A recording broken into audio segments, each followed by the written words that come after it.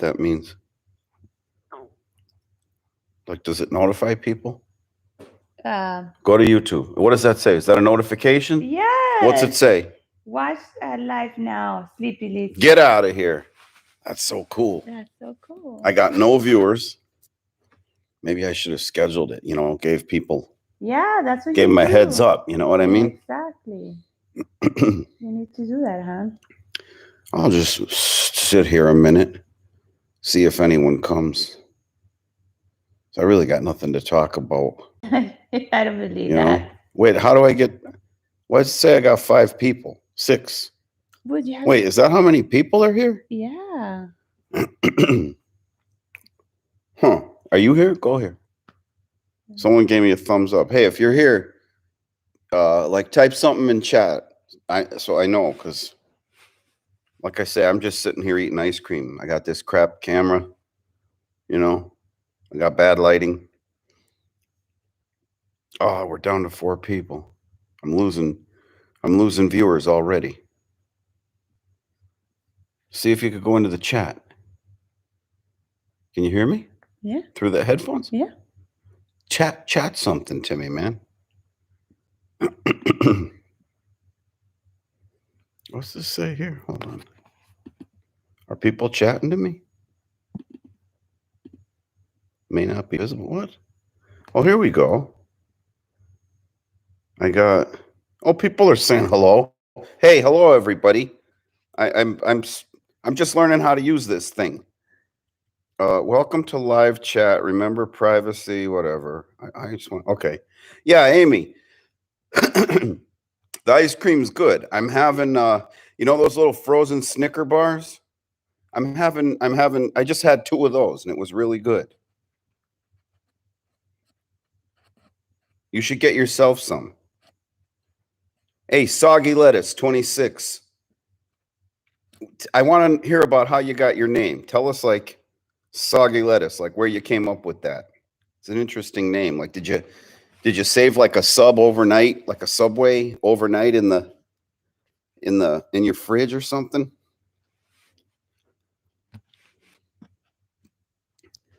Where are you going, Noe? Can you get me more ice cream? Yeah. Get me one of those strawberry things. They're really good. Hey, what's up, Gabriel? How you doing, man? And Coin Junkie AG. What's the AG stand for? Is that are you incorporated in Germany, or is it just the what do they call that, the symbol for silver? Is that what that means? Stiegelman Family Farm. Hello from Palm City, Florida. All right. You guys been getting a lot of rain up there today? I heard it was raining up there all the time.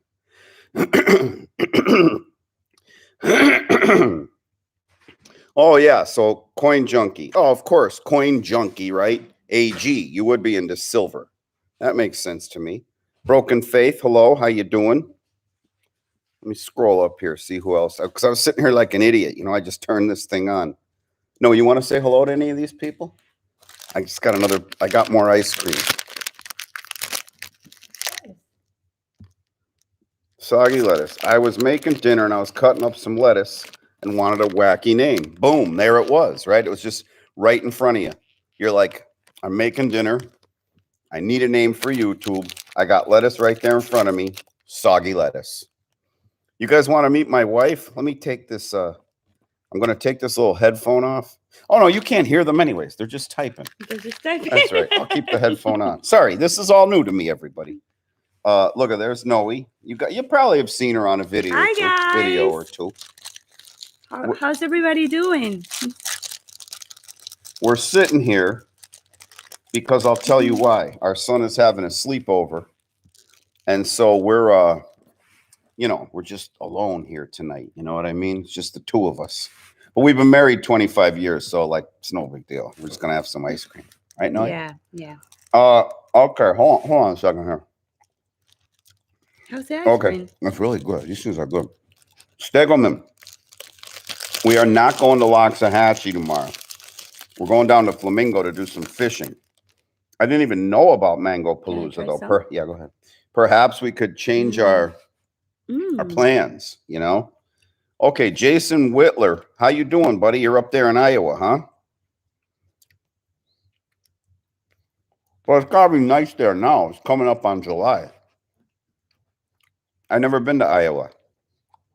I bet it's beautiful. It is. All these places are beautiful, especially in the summertime. Mm-hmm. This is cool. This is awesome. Yeah. I don't know. You guys got any questions for me? I should really like think it through and do one of these with a topic sometime, you know? I think it would be a wonderful But idea. let's, you know, is there anything you want to know? Any questions you have? You could ask me. You could ask Noe here. Look at her. Look at how crappy our camera is. You think you, I wonder if we can clean that a little bit. This is embarrassing. Better? Soggy, we're doing really good. I'll tell you what, man. We had a fire in November in our house here, you know? Noe here was like just getting out of the shower. I don't even think you were dressed, right? No. Just getting out of the shower. I'm at the other side of the house. The house light's on damn fire. I'm screaming from her, and she can't even hear me. And there's explosions and smoke everywhere and all that stuff. That was November 13th. Here it is today, what? June 25th. And we're back in the house now for a month. Finally, like it's all closed out. You know, today was the day they closed out all the paperwork. It's like officially behind us. And it just feels so good. Right, Noe? Oh, it feels amazing. And then she almost died of damn COVID Yeah. on January, like 27. January 27th. We had to rush her to the hospital.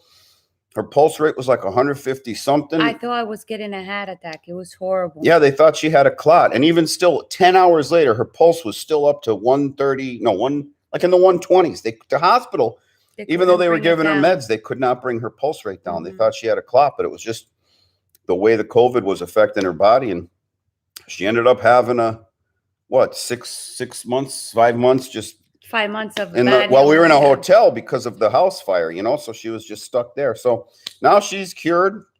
We had a little wedding. We rented out the farm and had a wedding this weekend, and she was out there on the dance floor dancing. So it was good. So things are better. So thanks for asking, Soggy. And Joseph Lennox, is there a way to contact you for farming class? Yeah. You can eat some of that. Here's what I'm going to do, Joseph. There's probably some way to do like at Joseph Lennox, but I don't know. I'm not going to do that. I'm just going to type my email address right here. Boom, boom, at gmail.com. Boom. So you go there, Joseph Lennox. Go there. There's my email, right? And just send me an email because I talk to people all the time. And then see, the plan was this summer. No, can you come in closer? No, you know what? Give me another pillow so we could Oh, yeah. We could get like a proper, a proper angle. What about this? Yeah, that's good. That's good. Mm-hmm. Okay. So anyways, where are you there? Hold on. What was I talking about? I was saying to Joseph, the plan was we were going to do like grafting classes and all kinds of stuff. We are going to have like farm days, where people could come here, learn how to grow the kind of things we grow here, maybe have a bluegrass band, get a little campfire, have some barbecue, have some sweet tea. We were going to start doing that on the weekends and stuff, but then like COVID, we were still going to do it because, Florida, we didn't have as many restrictions and we could have followed the restrictions. But then when the damn house burnt down, of course we couldn't do it, but we will be. But anyway, send me an email and I can talk you through some of that stuff. Where are you? Where are you anyways, Joseph? What part of the world are you in, if you don't mind sharing? Okay, Broken Faith. How long before I see growth in the avocado trees you sent me? Repotted them in 25-gallon pots. Nice move. So tell me this. When you repotted them in 25-gallon pots, Broken Faith, was that like we shipped them to you, you took them out of the box, you put them in 25 gallons, or did you take them out of the shipping, have them in one pot, and then you just recently up-potted them? But as far as when are you going to see growth, I don't know if y'all have ever heard this, but they say with trees, in year 1, they're sleeping. Year 2, they're creeping. And in year 3, they're leaping. So it takes a little while. And remember, a lot of the growth is happening below the soil. It's the roots, right? So that pot is filling up with roots, but you can't see it. But the tree is actually growing. A lot of people don't know this, but a tree that's planted in the ground, the root system is at least equal to the canopy. So it's like a barbell or a bow tie. The roots grow out just as much as the canopy, if not more, oftentimes 2 times more. And so even if you don't see growth going on up above, There's definitely root growth going on down below, but you'll see it. You'll see it. And you know what? These trees, they're just like kids. They grow in spurts. It's not like, incremental linear growth. It's like one day your tree, you go to bed, it rains. The next day you go out and it's like, boom, where'd that come from? So you'll see it. You'll see it. And Coin Junkie, yeah. Thank you. Thanks for the well wishes. I appreciate that.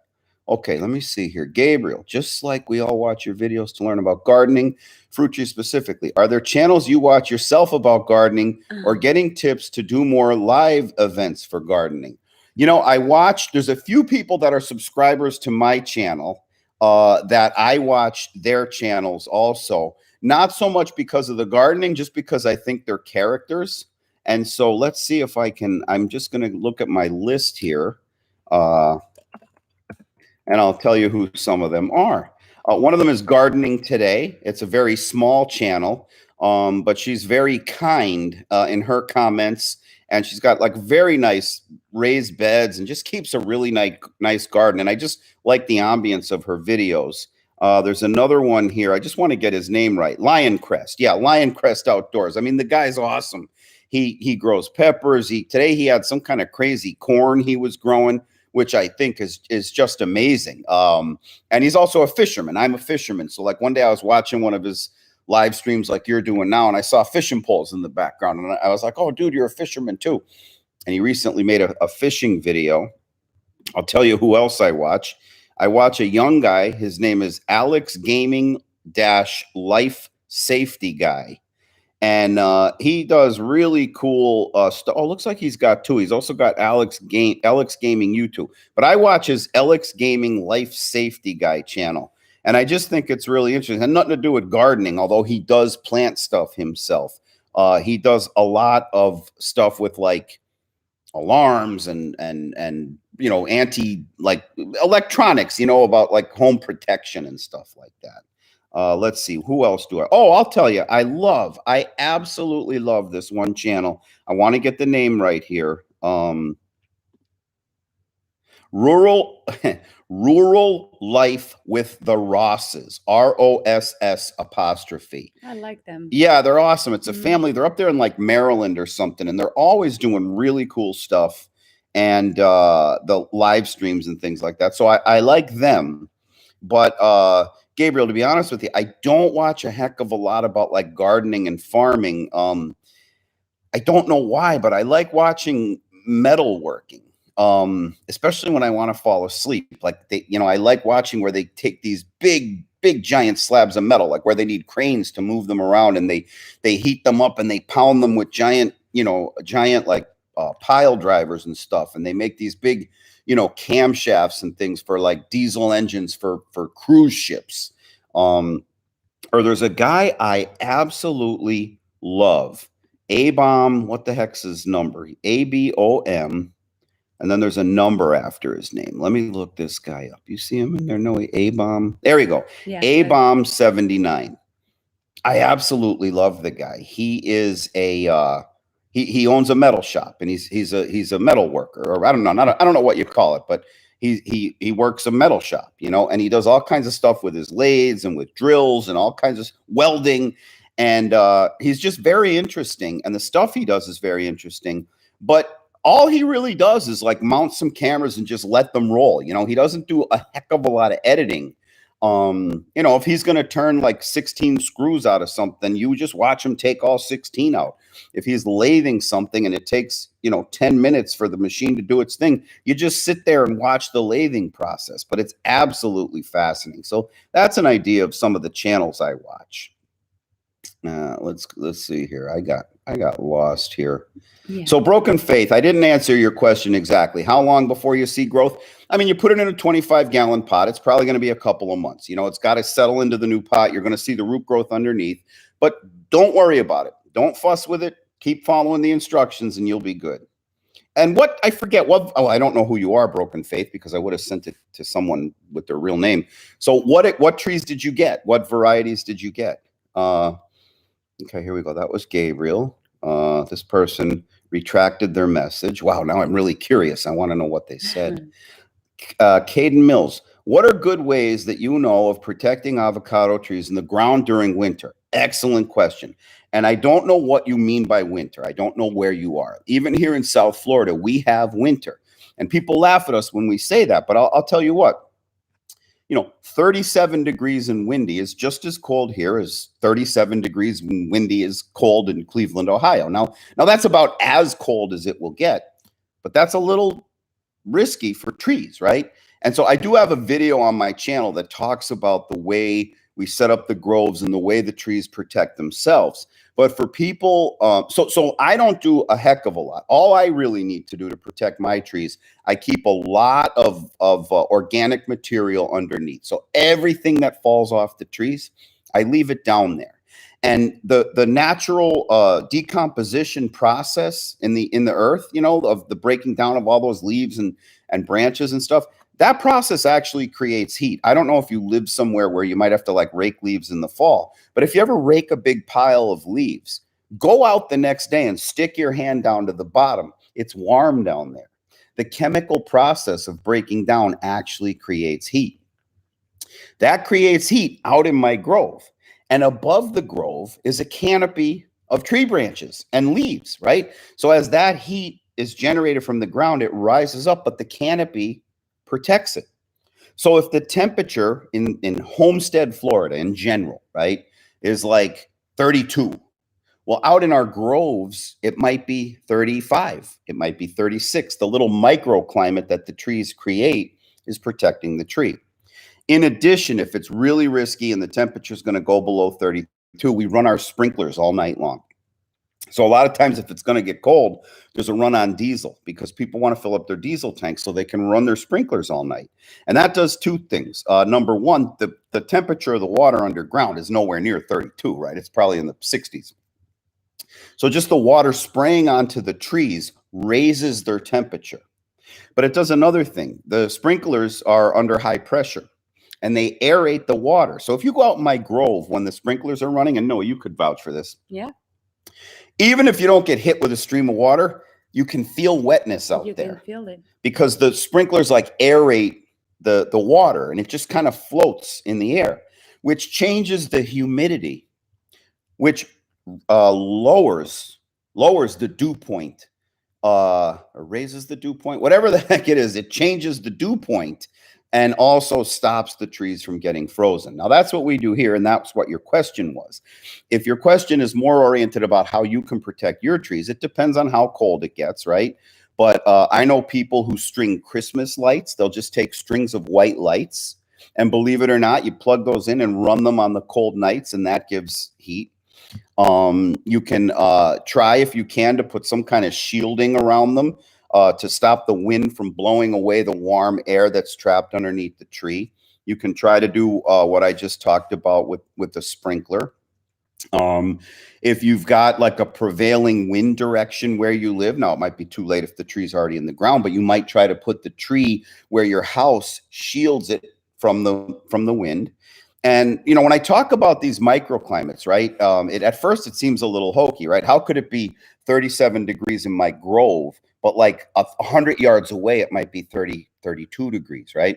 Well, think of this. If you live up north and you live where it snows, right? Because I used to live in Pennsylvania. Have you ever seen when you get a lot of snow? And then some places the snow's melted, but other places there's still snow. And that's usually where the shade is, right? So if you have a house and behind the house, say the front of the house faces south and the rear of the house faces north. Oftentimes the front yard, the snow melts, but there still might be some snow in the backyard because the house is casting a shadow over that snow. That's also an example of a microclimate. Okay, so Caden, that was my answer to you. Yeah, dude, Seji, you referring to that strawberry shortcake ice cream thing I was just eating? I love those things. It was delicious. I ate it on you. They're so good. And I don't know how it was still there because my son had a sleepover the other night. And usually when the boys see those things, man, they go to town on them. So they must not have spotted it. I was really, really happy that I had some ice cream. I wanted some ice cream, right? Hey, can you fill us up with water for me? My mouth is going dry. Broken Faith, you went to Savannah, Georgia in May and got COVID. Wow, you got it pretty late. I got it late too. I caught COVID in late March, I guess, but it didn't really. I lost my sense of smell. I had like 2 days where I was like really, but it didn't really affect me that much. Obviously, you're up and running, so I'm glad. Okay, Joseph, you're up in DC. Okay, and you're right in the city. So are you looking at some type of like urban setting where you're looking for farming advice, like say to set up something on your patio or something like that? Or are you looking to maybe get down into Virginia and get yourself some land? Let me know. Okay, JT, you changed your mind, retracted your message. I don't know why, but that's cool. Yeah, switcheroo, strawberry shortcake. That's it.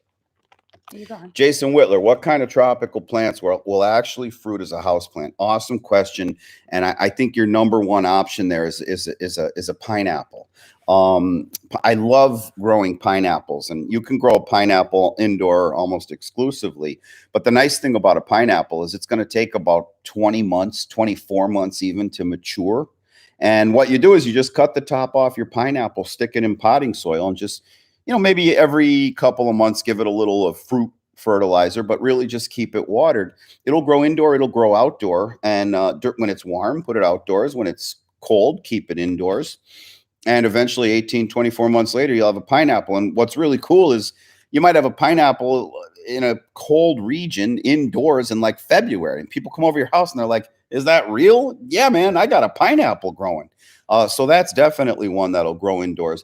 I don't know if you consider citrus a tropical fruit, but I know that's a common one that people can actually get to fruit, in their houses. They grow citrus and they hand pollinate it, and they'll get limes and lemons. And I don't probably oranges. I never saw anybody get oranges, but usually it's limes and lemons, things that are easy to manage in your house. So that's two that I know of. I don't think you're going to get a heck of a lot much more than that, stuff that requires, really big trees and insects to pollinate them and stuff like that. But those are two ideas. But I strongly suggest the pineapple because it's like super easy to do, super easy to care for. You almost can't kill those things. I mean, you could forget to water. I mean, Right. Yeah, they are survivors.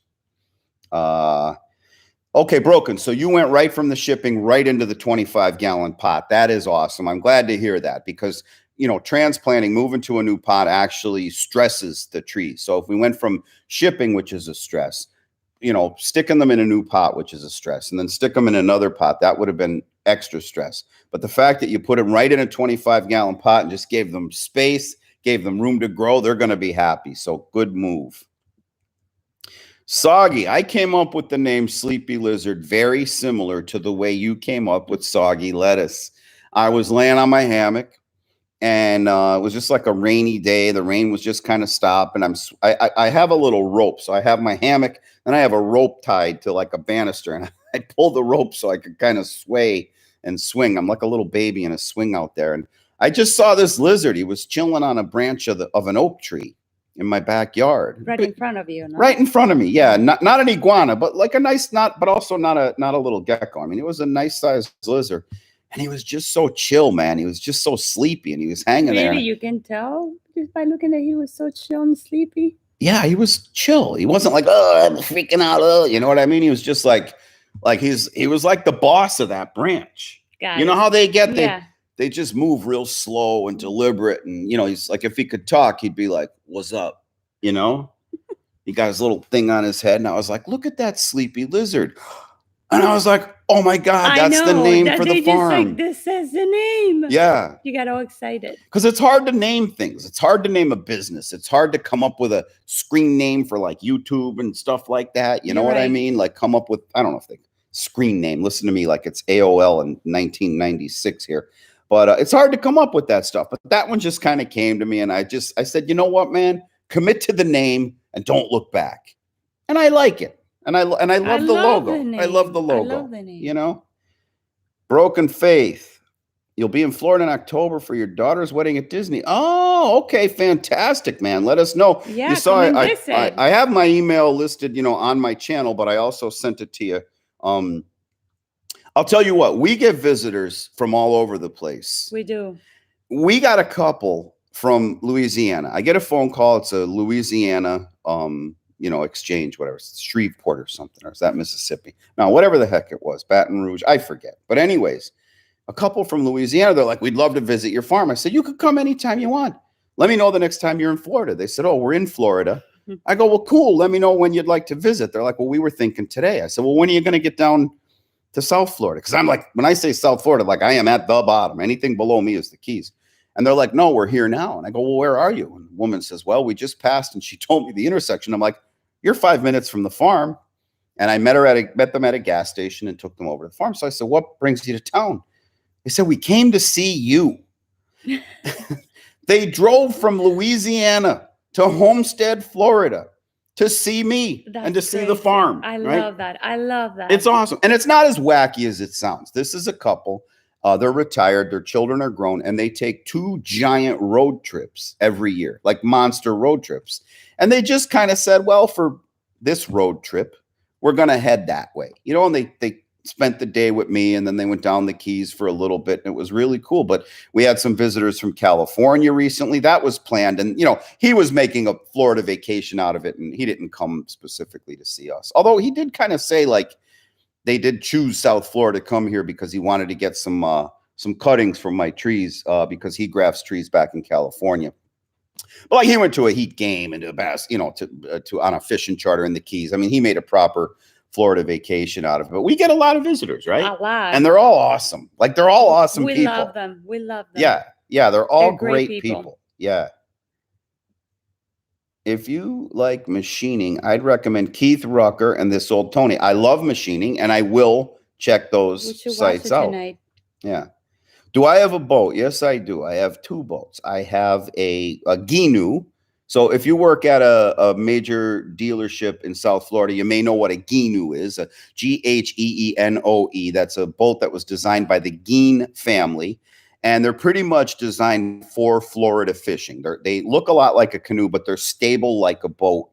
And I have a 20 horse on mine, but some people soup them up pretty good, right? No, Yeah. They put big old 40s and 50s They on go them. crazy. Yeah, and I've got the LT25 model is what I got, and it's just under 16 foot, and it's enough for me, Noe, and our son to go out and fish. Then we also have a little 10-foot John boat with a 6-horse Mercury, which is freaking awesome. So sometimes we'll go in the Ginu and my son will follow along in the John boat. And that's what we use to get into places where there's no ramps and stuff like that. But just little boats, and the main thing we target is bass, largemouth bass. We love bass. Yeah, we fishing. typically stay in the fresh water north of here. But tomorrow we're going to go out for snook, reds, and trout.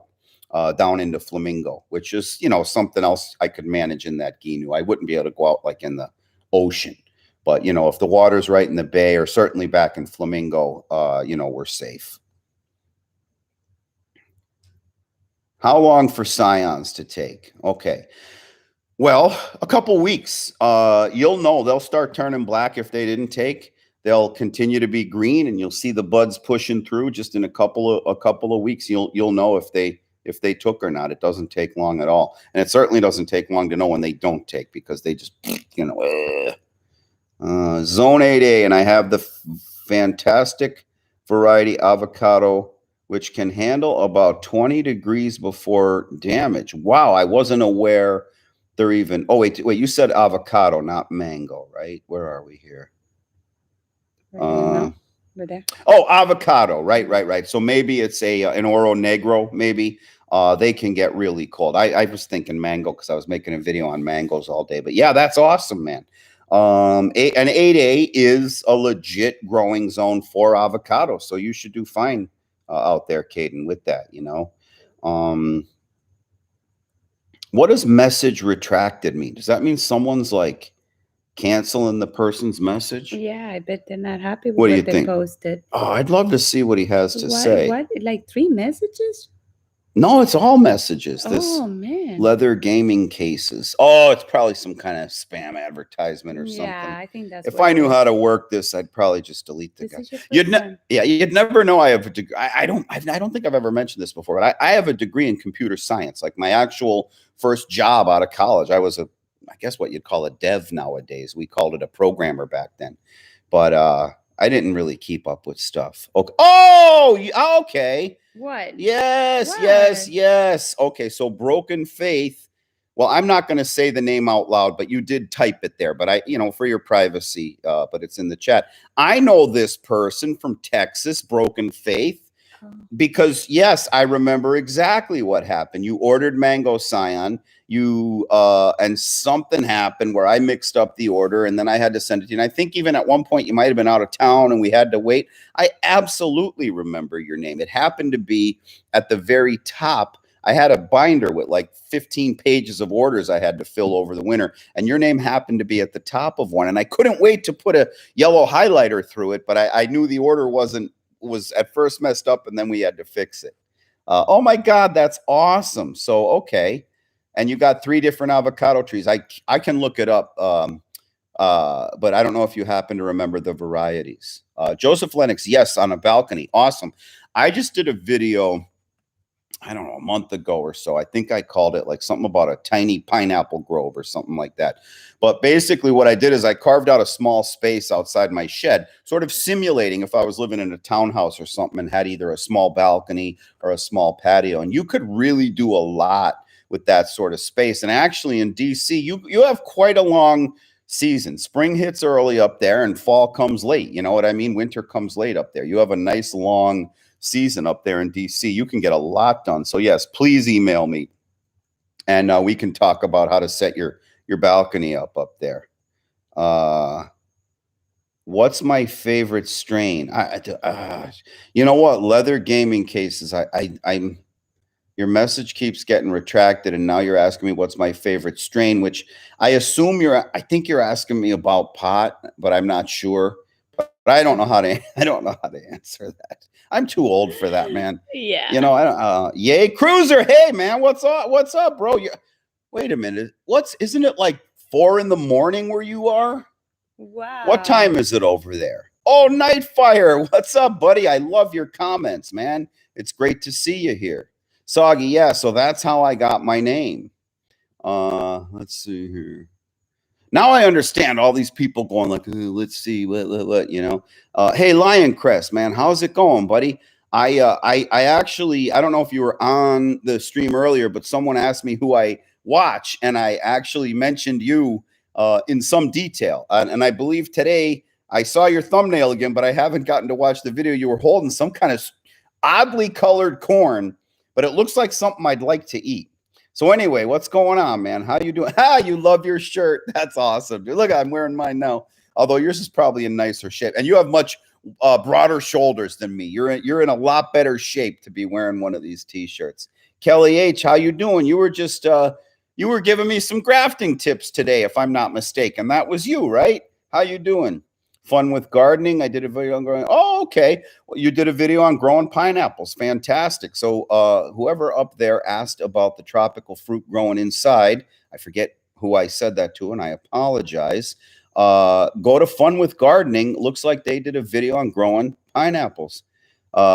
Kelly H, I had small avocado plants. I can only grow them as house plants, but they died. Yeah, that happens. I mean, you know, a lot of times you just grow them from seed. They're indoors. My guess is for a lot of people, they never repot them. I don't know if that's what happened to you, but a lot of times what happens, as I mentioned earlier, you see your tree growing above, but it's growing as much, if not more, below the surface. And what happens sometimes is a tree will get root bound. The roots actually hit the edge of the pot and just kind of curl in on each other. And then they sort of graft into each other. And you end up with like one big solid block of root down there. And it's incapable of transmitting nutrients up to the tree. It's important to repot. I'm not sure if that's what happened to yours, but it could be. Alex Gill, what's up, man? How you doing? I love your comments too. Thanks for checking in from San Antonio. Let's see here, Paul Gagliano. Good to know you allow drop-in visits. Yeah, dude. Yeah. We love visitors. Yeah, and you know what? So I'm assuming you're in South Florida since you're talking about a drop-in visit, and raised bed is awesome. I was planning on like going real hard with some raised bed videos, particularly from people in South Florida. And then what happened is the damn price of lumber got so high. I've got where I use like 4x12s. And I have a whole thing worked out. But man, if someone ever did that, by the time they paid for the lumber and the soil and got the stuff planted, it'd be like $15 a tomato. So anyway, I hope you were able to find some affordable materials to make yours. John Michaels, what's up, man? We were just exchanging some messages an hour ago. Lame question, but I've been curious for a while how you personally know when a mango is perfectly ripe to eat. Sweet, but still a little tart with a ton of flavor, not just sweet and a flavorless mush. Excellent question. I got the luxury of just living in Mango Central, right? So right outside my door, I got mangoes surrounding the house. I mean, our supply is dwindling, right? We've been eating a lot of them. So I have the luxury of just basically going out to my tree every third day or so and taking a tester. Or if one falls to the ground, I'll take that in. And then I just wait till it's kind of soft around the edges, right? And then I'll try them. And then at a certain point, you hit that right spot, and then we know not too soft. Not too soft. That's right. You can't let them go too many days. But then at a certain day, we know, okay, today's the day, and then we really start picking. And also, you grew up on a mango farm. I did. Yeah. So I know. We got an expert here. Yeah. Well, you're an expert on eating them anyway. Yes. Let's see here. Alex, Paul, John, lame question. Kelly, it's unfortunate avocados can't grow here, but I do have a lot of other fruits in my garden. That's awesome, Kelly. I'm glad you're doing that. I mean, it's such a pleasure, you know what I mean, when you grow your own food. Especially for us, like when we grow something new. It's just amazing. Yeah. Like last year we put in yams, we put in sweet potatoes. And we put in a lot, but we only got 2 because I think it was raccoons. Some critter got to them. I mean, right when they were ready to be picked. I was so sad. It was, but it was so cool that we like germinated the what do you call them? The slips on a plate in our kitchen. And then we took them out and planted them and got them. But anytime you can get something new to grow, it is so cool. Will I have avocados in October, Broken Faith? Yes, I will. I will. That's right about when we start selling is late September. And in fact, just this week, I put in some Donny avocado trees, and I'm going to add more Donnies so that in about 2 years, I'll be able to start selling now, like late June, early July. My entire crop is late season, which the upside of that is you get a better price. There's less competition. The price is higher late season. The downside is you have to make it through hurricane season, right? So if I had all earlies, if I had all Donnies and Simmons, I'd be picked clean a month from now before the hurricanes really start coming. So if a hurricane does come, maybe it knocks a few trees down, but I don't lose my crop. But you don't get as good a price for the fruit. On the other hand, late season, we get a better price, but we risk a hurricane. And we got nailed bad one year, 2017. We got nailed. But so what I'm going to do, and that was mainly when I was before the YouTube page took off and stuff like that. But now that I've got people all over America who like to order the fruit, I've decided that I'm going to, every time I put in a new avocado tree, it's going to be an early variety, so that we could start picking and shipping in June. But that's probably still two years away. Richie, Rich. Hey, Richie Rich. What is up, buddy? How you do? I watched you put that. I watched you put, well, you obviously know that because I made a comment, but I watched you put that new oh geez, I'm drawing a blank here. On the truck, the chassis. You put your truck on the chassis. You put that video out today, man. That was awesome. Kelly, yeah, if you're not mistaken, an avocado is a fruit. Yes, it is a fruit. And you'll hear me refer to it as a fruit. Yay, Cruiser, 4:48 a.m. So my question to you, Yay, is, have you slept and did you get up early? Or are you still awake? In other words, is it early today or late yesterday for you? Let us know.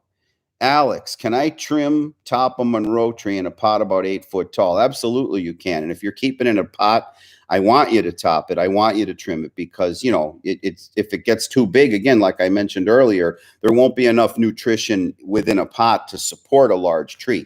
So eventually you hit a limit in your pot. So absolutely trim it.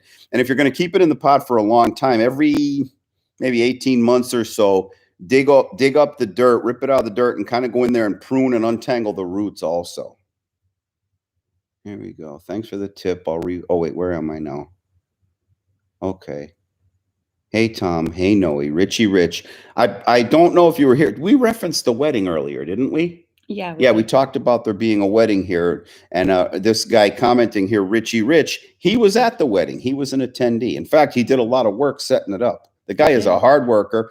This guy, Richie Rich, in fact, I mean, most of you are into like gardening and planting and stuff like that. But if you want to see some like really cool backyard car build projects, the Rust Buddies is an awesome channel to check out. And then, yeah, Kelly, do that. You know, try and like up pot your plants every couple of months. Steve T, what's up? How's this year's avocado crop looking? Right now, it's looking real good, Steve. Our mangoes started out awesome this year, and then we had horrible winds, and a lot of people down here in way down south, a lot of us ended up with not a great mango crop. Where up in Miami, up in the city, people got a lot of fruit because they didn't get the windstorm. But the avocados were fine, and the crop is actually looking great. It's amazing. Like if you came and took a little walk in the Grove right now, like we did, 3 days ago? Like 3 days ago. We checked out the whole farm. Yeah, and we took a walk up to one of our Simmons trees. Now, Simmons is an early variety. We do have 2 Simmons trees, but like we don't sell those. Those are just for us to eat. They're small trees, but it's an early variety, and they produce like a nice big 3-pound shiny green fruit. And we'll be picking those in about 2 weeks. Now, what's amazing is if you go out right next to the Simmons tree is a Monroe tree, and the Simmons fruit are about this big, and the Monroe are about this big. In 2 weeks, the Monroe will stay the same size. The Simmons are going to be 3 pounds and pickable. It's just incredible the way that works. But thank you for asking, Steve. And I always appreciate your comments. You seem like someone I could hang out with. Oh, Soggy, you wish there was more people like here in this little chat, you mean? That would be cool, but I don't have nothing to say, man. We're honest to God, the 2 of us are sitting here bored. We've been married how long? 25 years or 20? 25. 24, 25 years, something like that. 25. Yeah. And so, it's like, it ain't a big deal for us when we don't have the kids, you know what I mean? So I was like, oh, let me try this. So I start looking around for YouTubers who I like to watch, and we could watch their live stream, and nobody was doing it. And I said, hey, man, I might like to do that someday. Let me test this, right? So I just tested the little live stream, and I asked Noe here, like, if she could see it on her phone. And then all of a sudden I saw like 3, 4, then 6, then 8, then 4. And I was like, oh, I better do something. I'm losing my audience here. And here we go. We got us a live stream. But I got nothing to say, but I'll keep answering your questions, which is awesome. How long should Broken Faith, how long should you keep a tree in a pot? And can you remove some roots and repot it in same large pot? Video maybe. Yeah. So okay. So what you could keep your tree in your pot forever, but you have to do what you recommend periodically about every. I think I just kind of actually answered your question without even knowing you asked it. You periodically have to go in and make sure you at least untangle the roots so you're not getting root bound in there, and eventually you will hit a limit. Now, Richie Rich here, a family member of his actually just gave us 2 trees. They're decorative trees. They're not fruit-bearing trees. And we've chosen to keep them in pots, and that will keep them to a height we want. But I know about every year or so, I'm going to have to go in there and kind of, work on the roots a little bit. You both rock. Thanks, LOL. I get lucky with mangoes, but I'm not a pro like the 2 of you. Thanks again for the awesome advice. And John, you're welcome. And thank you for the comments you always make. I always like, when you get that little notification, I always like to see.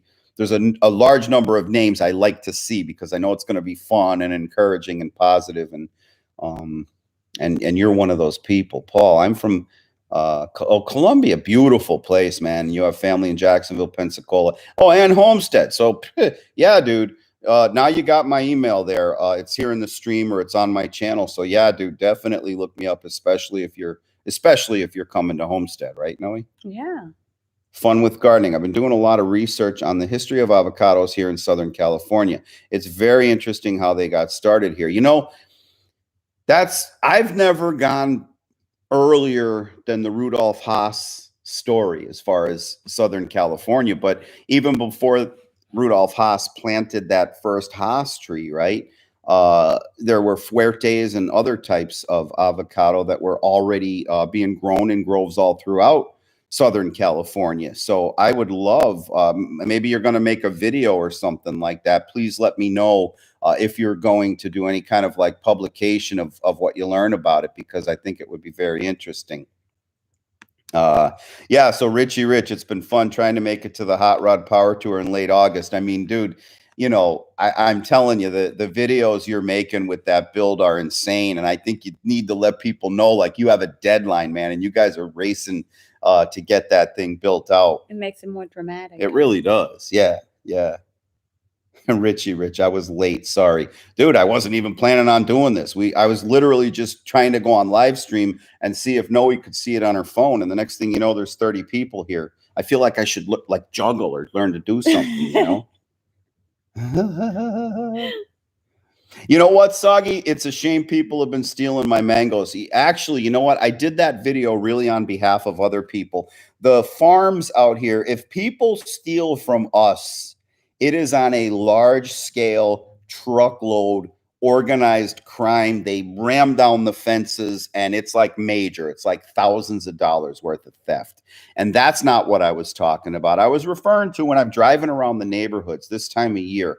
I really get so upset because I see people, they pull their cars over. I right? saw one today. It's horrible. It pulled the car next to the road and they were stealing. And I was like, oh my God. Yeah. How could you? And they have the biggest smiles on their face. And sometimes it's like if it's for free. Yeah. Like if they just said for them to steal. Yeah. And sometimes it's multiple generations. It'll be like grandma, mom, and the little child, you know, and they're all he, all, you know. So that's more what I was referring to. We like I say, the commercial growers, and we're also protected. It's a felony to steal anything out here in the agricultural district. So that's a big help to us. And also, it doesn't hurt that a lot of farmers are willing to take drastic action if they catch people on their property, particularly the properties that include their residents, right? In fact, there, about 9 years ago, there was a wave of burglaries. It was horrible. Like all around here. And they kicked down the wrong guy's door, and one of them got killed, and his accomplice got sent to jail for first-degree murder, because in Florida, that's how it goes. If you commit a crime and someone's killed, even if it's your partner in crime, you go to jail for first-degree murder. And guess who we haven't had a single robbery in the neighborhood in almost a decade now. So anyways, but thank you, Soggy. I appreciate that. You know, best combination for potting an avocado, like how much sand, compost, clay, etc. You know what? Super ticky. I don't mess around with that. I just get a commercial potting mix, and that's what I use for potting, man. I keep things real simple. And you know it's going to be clean. It's going to be free of pests and bacteria and stuff like that. And then what are you asking about? And then for avocados, about every 60 days, I'll just throw in a couple spoonfuls of 666 fertilizer. And I kind of leave it at that. Melissa Mosca. I love my t-shirt. Oh, okay. I don't recall sending one to a name Melissa Mosca. So you probably have a different real name, which is cool. But I'm glad you got a t-shirt, and I'm glad you love it. Amy, I live in, yes, you live in the Arizona high desert. The wind blows like crazy, and we were on the cusp of cold and hot. One of my neighbors was able to grow some. Mine was fine until the wind. Wind. I mean, this year we had so many flowers, and some of the mangoes have pink flowers. Some of them have yellow flowers. And so oh my God. Oh my God. Amazing. The month of January down here is so fragrant because these mango trees are flowering everywhere. Neither of us suffer from allergies. So, I mean, it is just a great time to be alive. And then when the fruit started popping out, I was like, dude, I'm gaining 10 pounds this summer because I'm just going to be gorging on mangoes. And we had little mangoes everywhere, and then the windstorm took them down. But, you know, it's funny in Arizona. I don't know what the climate is. You're saying high desert. I was out there in Tempe, Arizona in April of 2005, I guess. I did the Ironman triathlon out there. And I was like waiting for to get like sun blistered and all this kind of stuff. Dude, it was like 50 something degrees. I froze my ass off. The water for the swim was 59 degrees. And it was windy as hell. It took me 15 and a half hours to do that stupid race. And I was frozen the whole time. Let's see here. Will my growing pineapples die if I leave them outside in North Carolina winter? I planted them last winter and they were sort of dormant all the time till spring came this year. Okay, when I say pineapples are virtually indestructible, I mean you can't let them get too cold. No. I need to know where you live. I mean, if you're in the Outer Banks, you know, or out there, or where's that, South Carolina? I don't even know, but I would never be in a place like the Outer Banks. It sounds like that's like for fancy pants people. But if you're like near the shoreline and you don't get frost or freezes, you'll be fine. If you're up in the mountains somewhere, like then yeah, then I would not suggest that. So it actually does depend on where you live. And one thing you could do is Google the USDA hardiness zone for your zip code, and then compare that to what the suggested growing zone for pineapples are, and that'll tell you if you could leave them out or not. Arctic Wolf, how you doing, buddy? I see you out there posting sometimes, and you want to know, how do I know if my orange tree is dead? Well, we had an orange tree that died, right? And Yeah. I mean, it starts to look like a haunted forest. You know, it Droopy. gets all It's kind so of crinkled droopy. up and starts turning black, and the fruit starts dropping, and they get very weak. You know, it gets so, I mean, like a citrus tree, the root systems are not very strong at all. And especially when they start to die. I mean, when that starts to go, you'll be able to rip it right out of the ground with your non-dominant hand, even. You know, that's just the way they are. I'm not sure what part of the world you live in, but citrus is suffering. I mean, it's, you know, the a lot of the people here in Central Florida are moving away from orange growing just because they just have to replace their trees too often. They just get way too sick. Broken Faith, I couldn't find 666. So will 13 be okay, or am I going to burn? You know, I don't know. I'd have to look that up. But there's got to be six. It's at Home Depot and Lowe's. I don't know if you looked there. You might have checked it. You okay? Yeah, gotta go to the bathroom. Okay, can you put the fans on? Yeah. Thanks. You might have checked like a garden center or something, but I mean, if you go to like a Home Depot or a Lowe's, it might not say 666 right across the label, but if you look at a few, you should be able to see. You should be able to find it there. I find it there all the time. I'd be surprised if they didn't have it.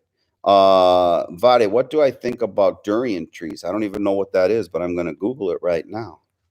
Oh, that fan feels so good. Durian. Oh, okay. Let me see here. Oh, it looks almost like a chestnut. Edible fruit. Huh. Well, to be honest with you, what do I think of them? I just learned about them. And I think they're pretty cool, having looked at the picture. Anytime I see a new fruit that I'm not aware of, I like to eat it. I like to try it.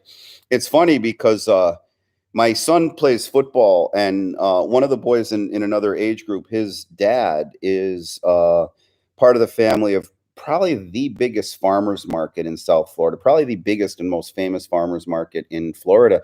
And I asked him, yeah, the whole time during practice last week, we are talking about tropical fruit. And I said to him, I said, you know, this is probably like a mailman going for a walk on his day off for you, man. You know, you're sitting there dealing with tropical fruit all day long on the job, and now I pick your brain about it all night long. He says, you know what? He says, it's not. He says, I love it. And he goes, believe it or not, I've been in the business since I'm a toddler, and I still every year discover a new type of fruit, which is amazing, you know. And he says he always likes to try them all. So Vade 224871, I don't know. I never tried a durian tree. Miguel, thank you for the compliment. You love my channel. I really appreciate that. You know, it's funny. I started this channel. I wanted to be a bass fishing guide up in the Everglades. You know, I used to be like a corporate guy, and I just, you know, I wanted out of that. So we kind of put a plan together and saved up and decided to buy this farm. And I'll tell the whole story in a YouTube video someday, but I wanted to be a bass fishing guide. And I started making YouTube videos about fishing, not to like get any views or to monetize or anything like that on YouTube. Really just so that if someone wanted to come fishing with me, I could say, listen, dude, here's my YouTube page. Check it out. Look at the types of fishing I do. Look at the places I go. And then you can let me know where you'd like to go. It was more of like a marketing move for my bass fishing guide business. And then one day I did a video on the Monstera Deliciosa. And I don't know why I was feeling like frisky that day. I'll tell you, I do know why. I'll tell you exactly why. It was not long after Hurricane Irma wiped us out. And I think I was just having a weird, like, adrenaline rush from having, like, survived the hurricane. Not that our lives were in peril, but like nothing happened to my house or anything like that. And although we did have a couple of hundred trees knocked down, but I think I just had this weird adrenaline rush. And I grabbed one of our workers. She don't even speak English, you know. And I just went out and did this video, and I was just acting weird and doing stuff about the Monstera Deliciosa. And like all of a sudden one day it had 30,000 views. And I was like, what the heck, man? You know? And I said, wow, people want to know about these tropical fruits. And I started making videos about the fruit, you know, and about the avocados. And then I think what happened was this pandemic hit and the lockdown.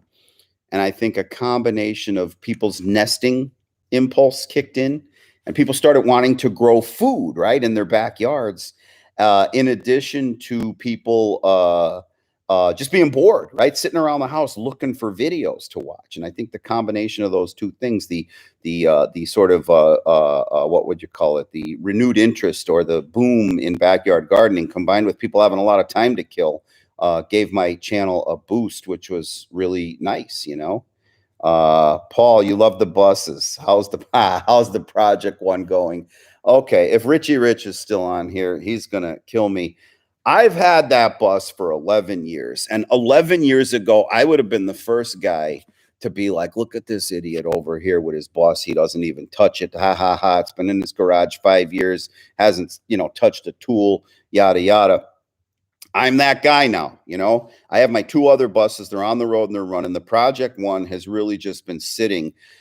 I did write down as a 2020 goal to finish the bus and get it on the road. I got everything it needs. And I wanted to do it in the cold weather, our cold weather, you know. In other words, I didn't want it to be 105 in my garage. I wanted it to be a nice, comfortable 88, you know. And then the stupid fire hit, and I missed working on the bus over the winter. And I mean, truth be told, it's just like working out in the Grove. To go out in the garage, I can put in about 2-3 hours this time of year, and I get so dehydrated. I can't even keep up with the drinking, you know, with the water. And I end up with like getting cramps and stuff. So, you know, but the project isn't going good. I'm slacking so bad. And to be honest with you, if I do have time, I end up going fishing. but one of these days I'll get it on the road. And the first place I'm going to drive it, Richie Rich, is up to your house. But thank you, Paul. Thanks for asking about the buses. I love them too. My first car was a bus. When I first started driving at age 16, I bought a 1977 VW bus, which at the time wasn't even a classic car. I mean, you could still get parts at a regular auto parts store.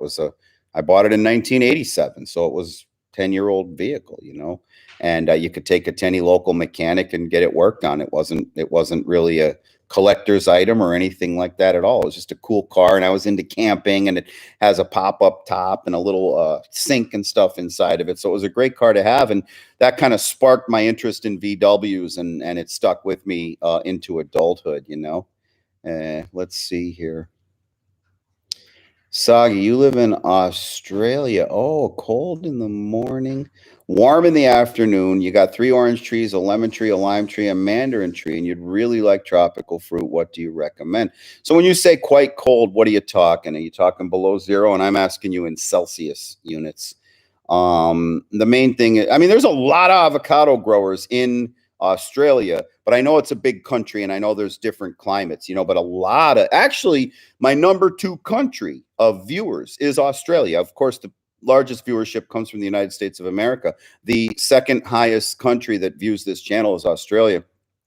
And a lot of times, you know, I'll post a video at midnight or later, and it's like bam, bam, bam, you know, comments and stuff like that. And it's obviously people from different time zones, one of which is Australia. So before I could recommend, right, I'd really need to know, like, for example, if it never goes below freezing, you might try mango. But mango is very susceptible to cold. If it does go below freezing, there are avocado varieties, and I know people are growing them in Australia that are cold hardy, you know, and so that might be something you could try too. I really need to expand my knowledge on other tropical fruit, mamey, sapodilla, all kinds of stuff like that. Black sapote, all the stuff we have, right?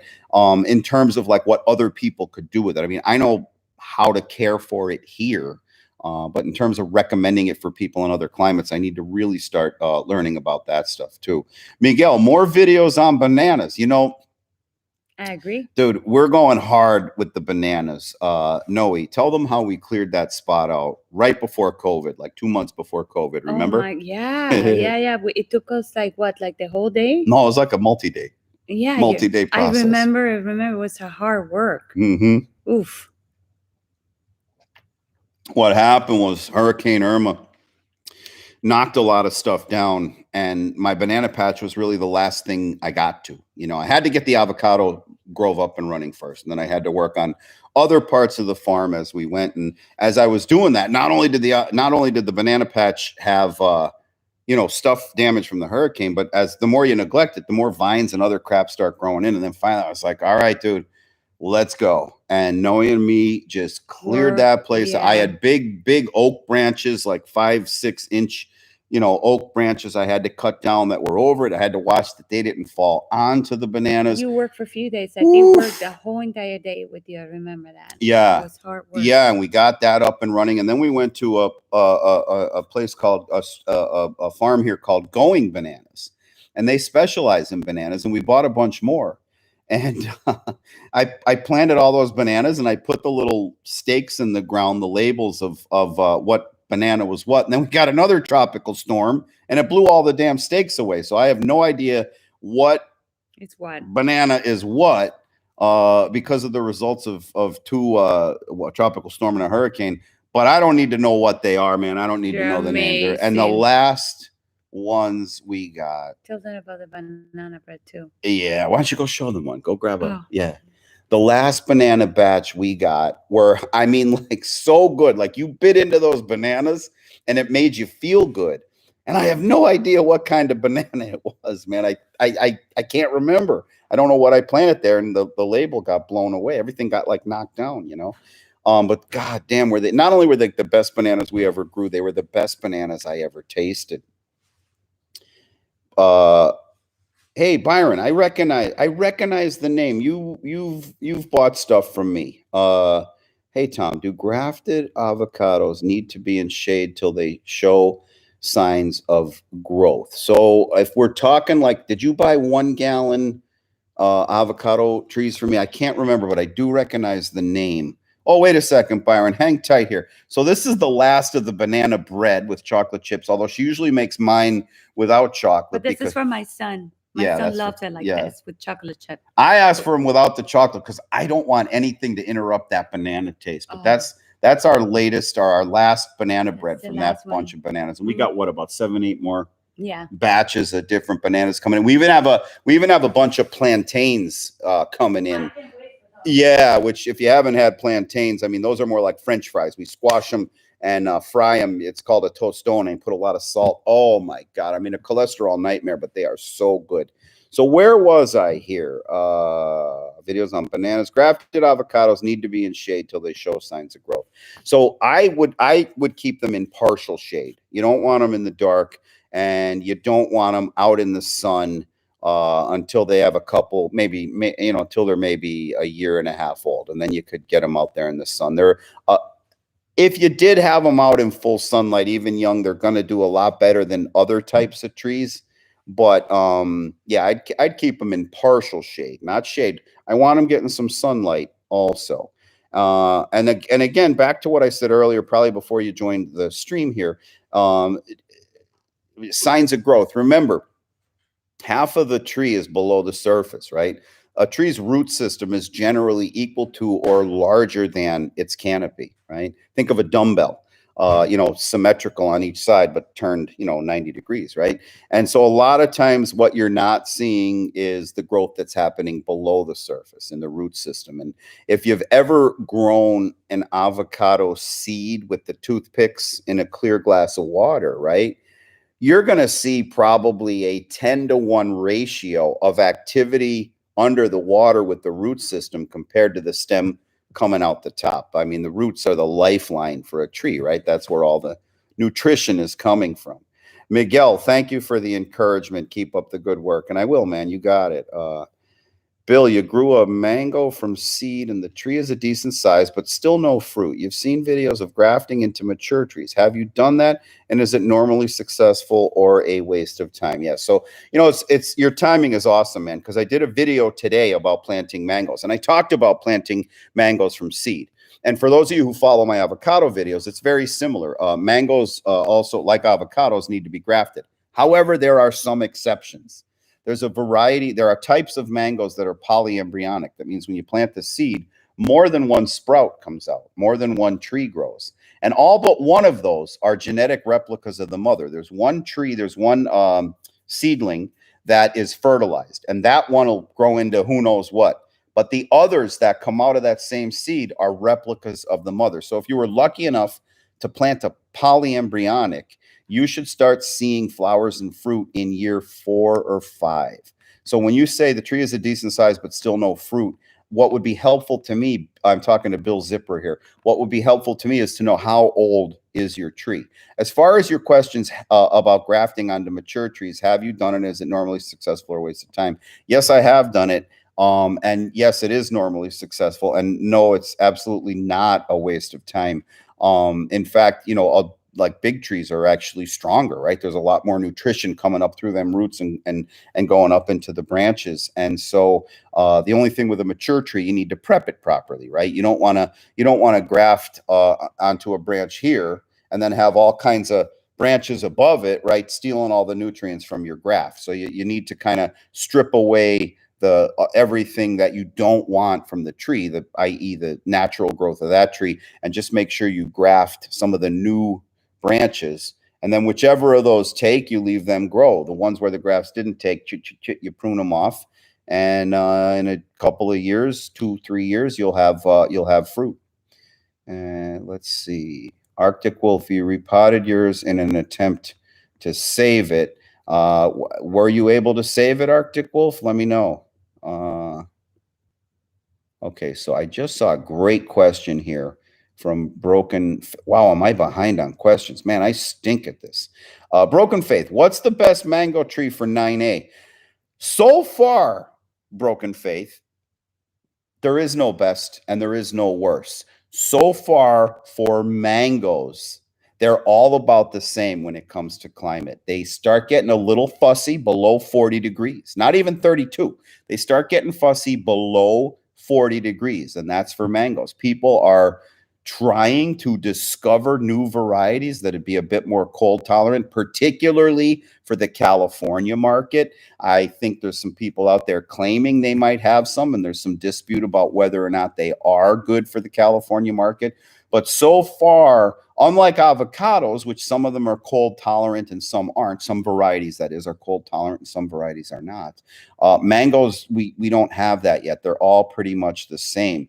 And so when someone's choosing a mango, your main decision is like, have you tried it? And do you like the flavor? And if you love the flavor, that's the one to plant. And if you're in 9A, 9A is a legit, that's the low end of the USDA hardiness zone recommendation for mango cultivation. So, if you suspect a frost or freeze is coming, take some measures to protect them. But other than that, you could grow just about any kind of mango you want there. Okay, so Amy, high desert, mountains close to Snowflake, Arizona. Okay, and they said you can't grow anything. I've decided to build a greenhouse with cinder blocks. A neighbor lost their barn because of the wind. Wow. Okay, so that's some high wind out there. And wow. you notice I got a big smile on my face when you said about the greenhouse, because I routinely correspond with a person up in Alaska who's building a greenhouse and whose goal is to grow tropical fruit. There's people putting together a big operation. I think it's in Oklahoma. I'm not going to give any more detail because they might not want me doing that out there, where they're going to start trying to grow tropical fruit in a large greenhouse operation. So it's really cool. Try growing durian. Okay, I'll look into it, man. I'll see if anyone has any. A Fishes and Loaves Life. I so want one of them. And hi from Palm Beach County. How you doing? Yeah, Irma was super scary, so I can understand being excited after it passed. You're absolutely right. And the crazy thing about Irma is we were 200 miles from the eye of that storm. That And was it, crazy. yeah, I mean, it set us back 2 years. It set us back the equivalent of the dollar amount of damage that we sustained was the equivalent of 2 years income. And we were 200 miles from the eye. The problem with Irma was that it was so slow, it moved so slow that the storm sat over our area of South Florida for 18 hours. We had winds coming from the east for 16 hours. And then the winds stopped for a second, and then they came from the south. And that I mean, killed us. the coming from the south killed us, because if you remember when you were a kid, when you had a loose tooth, right? And you could wiggle it back and forth, and then you would loosen it up. And as soon as you like wiggle it in the other direction, bam, it comes right out. That's what happened to the trees. You know, they were getting this one direction. As soon as that wind came from the south, it was like crack, crack, crack, crack. Oh my God. Hated it. It was terrible. It was terrible. Floor gang, that's us, man, sitting on the floor having ice cream. Doug Latins. John, I can't believe you haven't been farming your whole life. You just gave me hope getting away from the corporate jobs I'm falling into and pursuing writing. That is awesome, man. So inspiring, my friend. Oh, wow. Yeah. I mean, I'll tell you what. I mean, I'm going to do a video on this someday when I don't know. I got to really just collect my thoughts. A lot of times I just turn on the camera and let it rip. But when I talk about my transition from corporate to farming, I want to put some thought into it, right? You should. Yeah. But a lot of why we're doing this, and I don't know how old you are, but I'm of an age that I went through the tech boom and then the tech crash, and then the housing boom and then the housing crash, you know? And I mean, Noe could tell you, because we were married through all that. And there were people getting rich on wacky stuff, man. They're kids, like a college kid, 19 years old. They're buying stocks and thinking they're geniuses because they're making money. I mean, they could have been throwing darts at the wall, but everyone thought they were a genius during that period. And I remember, you know, you asked me like, why aren't we getting in on this? You know, and I was making modest returns in my diversified portfolio of like 18%. And people were laughing at me. I don't give a shit what the market's doing, man. I'll take 18.6% per year every day for the rest of my life. But anyway, we're getting modest returns of 18% while other people are getting, you know, 150, 200% returns, right? And but I remembered like my grandma telling stories about the Great Depression, you know, and the boom in the 20s and the crash at the end of the 20s. And I just remember thinking to myself, like, you know, if one of my wife's coworkers' husbands, who a year ago didn't know shit about the stock market, is all of a sudden an expert telling me all about the stock market, something's wrong with that picture, you know? Yeah. And so we kind of kept it not real conservative, but we kind of backed off a little bit during the tech period, and we didn't get hit too hard with that. The housing crash, on the other hand, you just couldn't avoid. You know, I mean, everybody got hit when that thing crashed. But we saw two big crashes where people around us lost their jobs, lost their houses, just completely uprooted and changed their lives. And, you know, that taught us to kind of be like conservative and save up and not only have a diversified investment portfolio for retirement, but to have like a diversified way of earning income, right? So like she's got her business and she's got a couple ways she brings money in that way. And I had the job and the farm and some other, you know, rental property and things like that. And well, I didn't have the farm, but we decided like that would be another good way. And the other good thing about having a farm where your residence is that basically you're offsetting your living expenses via your business, you know, which is really nice. I mean, if you own an ice cream shop, you're probably not sleeping in it, you know, but we live on the farm too. So that helps. So yeah, John, I'm going to tell the whole story, and it has a lot to do with the book Personal Finance for Dummies that we read back in like 1997. But anyway, we'll save that for another day. Jenny, just started following your channel today. Oh, wow. After having this insane urge to plant the seed from your avocado toast this morning. That is awesome, man. Wow, that's great. Yeah. That's fantastic, Jenny Chu. Thank you for that message. That's really cool. I just out of curiosity, Jenny, and if you're still out there and you don't mind sharing, what was the first video of ours that you saw, and how did you find it? Steve, have you been fishing lately? My fishing videos are epic. I'll tell you, man. When did I fish last? Probably you and me. Yeah. Yes. Noe and I went to one of our spots down in the Everglades, and the water was crazy low, lower than I've ever seen it. Some spots that we normally glide the little 10-foot John boat across, we I had got to out get of up, the boat. had to get out Remember? and carry the boat. Yeah, Mhm. and so we didn't do well on that Yeah, it trip, was a bad day. but we've been doing okay with like snook, and she got some nice peacock bass. The largemouth bite hasn't been as good this year. Last year it was phenomenal. Like once they let us onto the boat ramps with COVID, but the bite's been pretty good, you know. And thank you for the, you know, those fishing videos. It's really just me, Noe, and Tommy messing around in the John boat, Yeah, you know. But they're more they're like fun. family videos.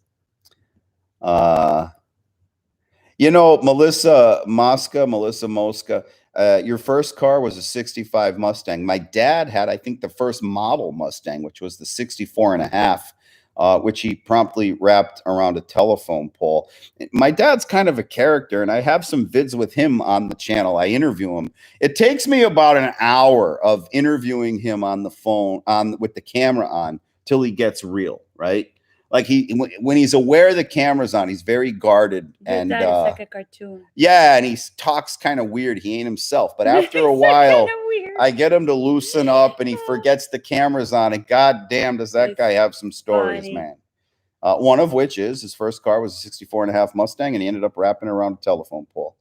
Byron, do grafted avocados need to be in shade? Oh, I'm sorry. Oh, I answered that. Wait a minute.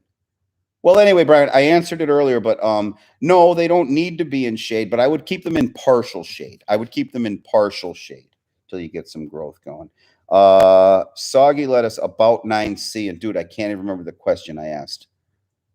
You're the one from Australia, about 9C. Oh, 9 Celsius.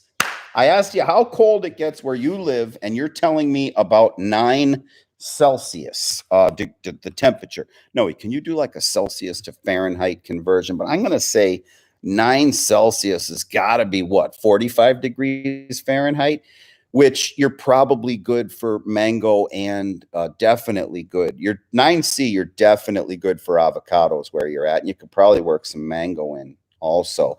What I would do, Soggy Lettuce, is whatever fruit you think you might want to grow, right?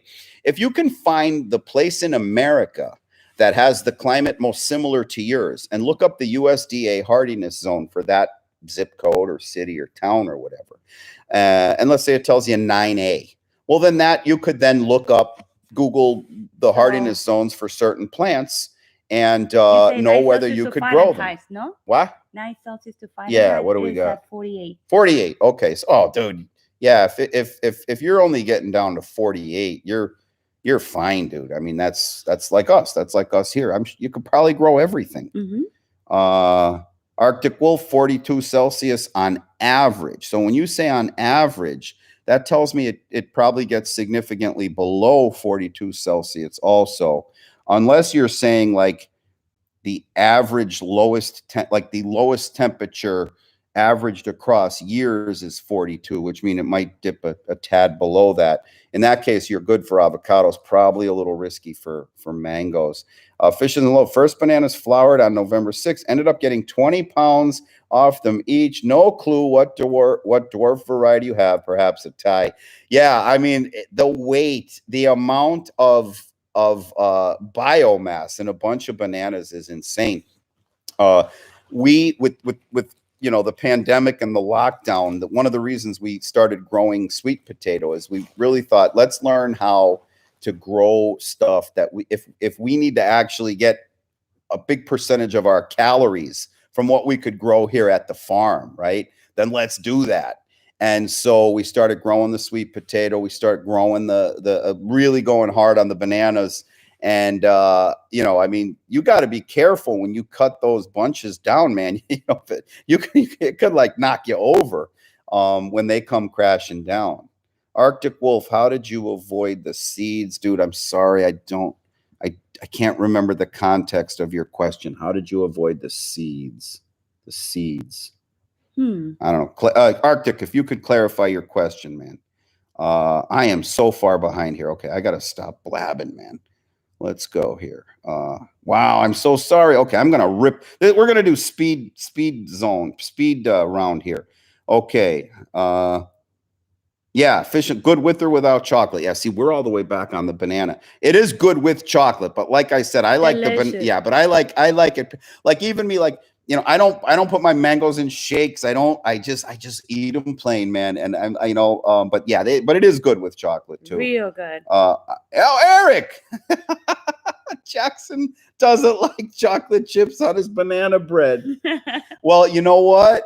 When you, Kristen, and Jackson come to visit us, Eric, we'll have you and me, we'll sneak away for the plain, the unadulterated banana bread. And you could tell Jackson I'll save us a place just for him. Hey, look, it's Boss's brother, Kizzy. What's up, my man? How you doing, buddy? I wish Tommy was here. Tommy's doing a sleepover at Jamari's, Justin, all right? Oh, you're asking me right now, where's Tommy? Yeah, dude, Tommy's doing a sleepover over at Jamari's tonight, and so it's just me and Noe. But how you doing, buddy? And tell Boss we said hello. He's probably on PS4 now, yelling at. You know what to do? Tell Boss that you're on the live stream with us, because I guarantee you, Boss is on PS4 with Tommy and Jamari right now. Yeah, for sure. Although no, they're at that skating place. Whatever. No, but look, they're home now. That's funny, Kizzy. Thanks for reaching out to us, buddy. Kelly Williamson, thanks for the great advice. I love your Thank you, Kelly. I appreciate the encouragement. Kizzy, yeah, he looks in it. He looks in his chat. You could chat. You could send Tommy. He checks his messages, and he does. I think you guys got it like something called Discord or something. I don't know. It's hard for me to understand, but yeah, check that out, Justin. All right, fun. You probably already left, but you have a great night too. Fishes and loaves. I love planting mangoes, and so if they come up single, yes, you're right. You need to graft it in a scion. But hey, I got some rootstock, not polyembryonic. Yes. So fishes, yeah, probably what you planted, if it only popped up one sprout, was a monoembryonic variety. And like I said, I just made that video today, right, Noe? It'll be going up Friday morning, not like a week from now. It'll be going up, and it talks all about polyembryonic versus monoembryonic, and when you need to graft and when you don't. And I even recommend how to go to a nursery and buy a mango tree, which is also a fantastic way to get a tree growing in your yard. But yeah, you could either let it grow from seed and see if you come up with the next greatest mango variety, or maybe you can take a shot at grafting it. Florida Herper, oh my God, look at that. No, you are an awesome person. I found your channel recently, but have since left Miami and I'm now in Georgia. Keep doing what you do. I'll tell you what, Florida Herper, you're in a great place. I love the state of Georgia. Yeah. I wanted to move to the state of Georgia, but she made me move here instead. But I'm glad we did, because it worked out well. But we used to go to Georgia a lot. It is awesome up there. It's beautiful. Heidi, when do you know when to cut your plant? I mean, it depends on how big it is. But if you're talking about an avocado tree or an avocado seedling, what I like to do is, instead of cutting them, I try to keep my eye on it. When it starts putting out a little star of new growth, of just that little bud of new leaves pushing out the top, just pinch it off. And that'll tell the tree to start growing sideways and to thicken the stem. Okay, I just did it yesterday. Okay, Rafael Lopez. I'll answer that. What? Okay. Wait, let me ask the question. Oh, you want to ask the question? Go ahead. Yeah, tell us about your favorite guacamole recipe. And who asked it? Rafael Lopez. Right. Okay, so you're going to answer my favorite guacamole recipe, or your favorite guacamole. My favorite. Okay, go ahead. I think my favorite guacamole recipe is your favorite. Let's hear it. Okay, so it has tomatoes, chop up tomatoes. It has garlic powder. It has a little bit of salt. It has a little bit of oil, but it doesn't have onions. Why would you think that's my favorite? I'm always putting onions in, and you tell me not to. I guess it's my favorite. Yeah, that's your favorite. Okay. That's a good recipe, and that's a pretty standard recipe, right? Yeah. Okay. Can I tell them mine? Yeah, go ahead. Okay, Rafael, my favorite recipe, and remember, I'm in the business, right? So I'm even going to tell you the type of avocado I like to use, which is a Lula. Oh avocado. My God, the Lula's the best. They are amazing. I mean, just so good. Amazing. You see, we agree that Lula makes the best guacamole. Yes. That I agree. And I have done this at parties, and I do it for myself. I mash up a bunch of Lula avocados, and I put nothing more than salt. And people ask me for the recipe at the party, and they are shocked Yeah. when I say avocado and salt. But that only works with the Lula Only variety with the avocado. Lula. Only you're Yeah. right. So only the Lula and salt. When I have Lulas, I like What about if you Lula don't and have salt. Lulas? I was just about to say. So if I have other types, yeah. I'll tell you what I like to do. I take a red onion or a purple onion, the ones that go in salads. I know you don't like them, but I slice them super thin, and then I chop up the slices. So I get these little. It almost turns to a paste, the red onion, and I set that aside. And then I just take my avocado and I mash it up. If I'm using Hass avocados, like if mine aren't ready yet and I bought them, I'll just use the avocado. If I'm using some of ours, I will add a little bit of olive oil. If it's a Hass, I don't add the oil. And sometimes when I'm feeling fancy, I have a little bottle of truffle oil, and I'll put a dollop or two of that in there. So I'll put the truffle oil. I don't like to use garlic powder. I like to use like a garlic press and a real clove of garlic. It's taken me about 5 years to not overdo it with the garlic, to just to squeeze a little bit and back off. You always go crazy with the garlic. And you could always add, but you can't take any out, right? But I Yeah. used to always go crazy with the garlic. So a little bit of crushed garlic, that, like I say, that very finely, there's probably a term, for that type, a culinary term for how to prepare an onion that way. And a little bit of olive oil. If I have the truffle oil, the truffle oil. And if I have scallions or white onions, I like to kind of chop those up and put them in too.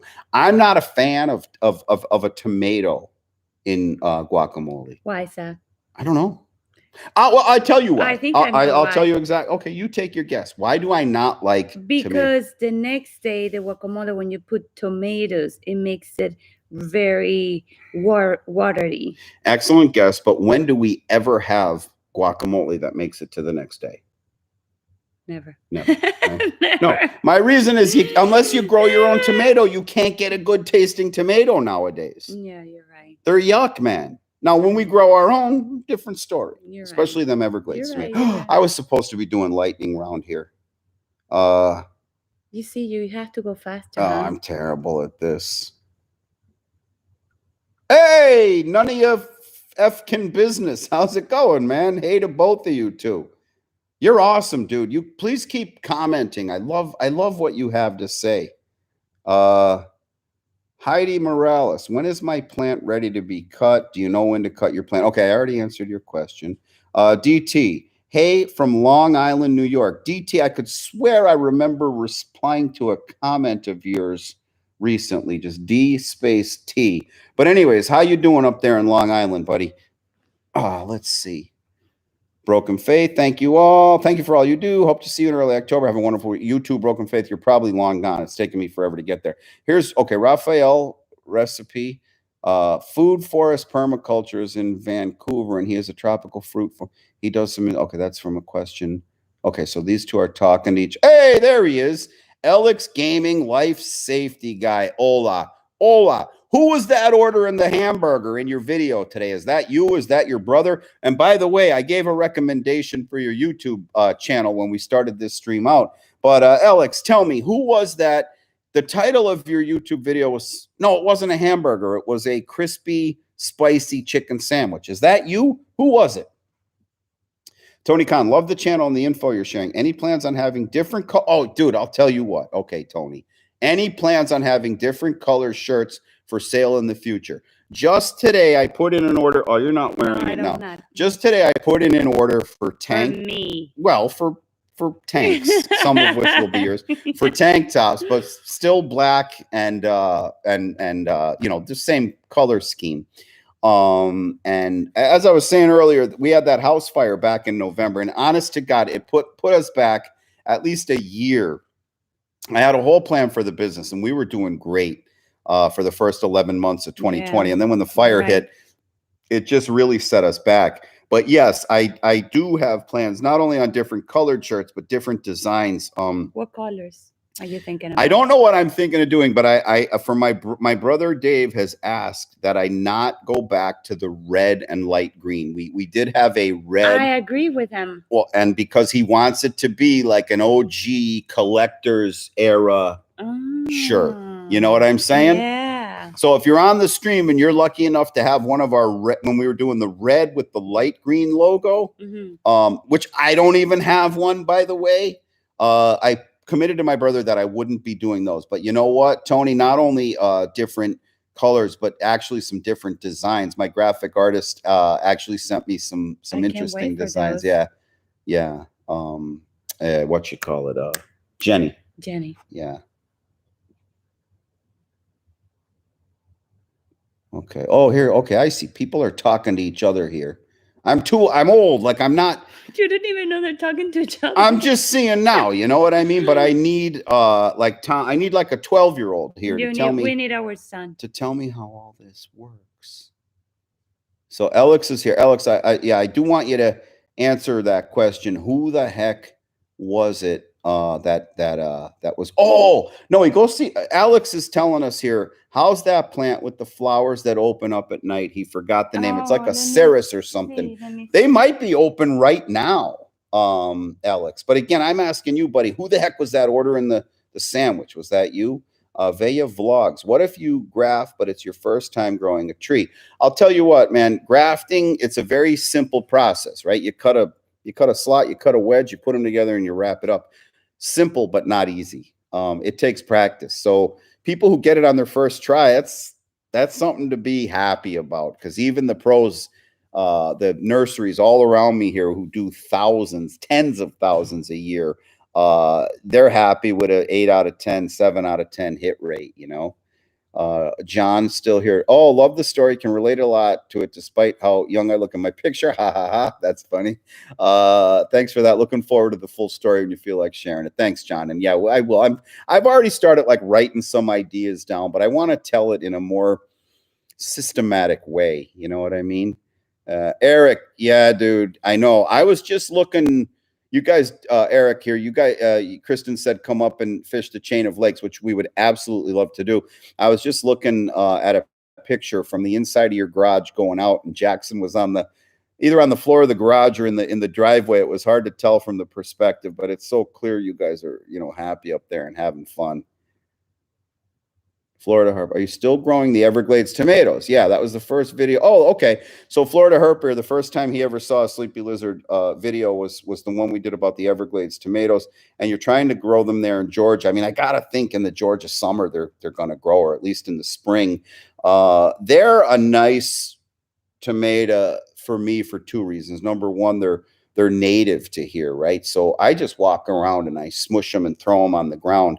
And then the following year, I kind of walk around and see which of my smushed tomatoes actually germinated and grew the following year. They grow really great here.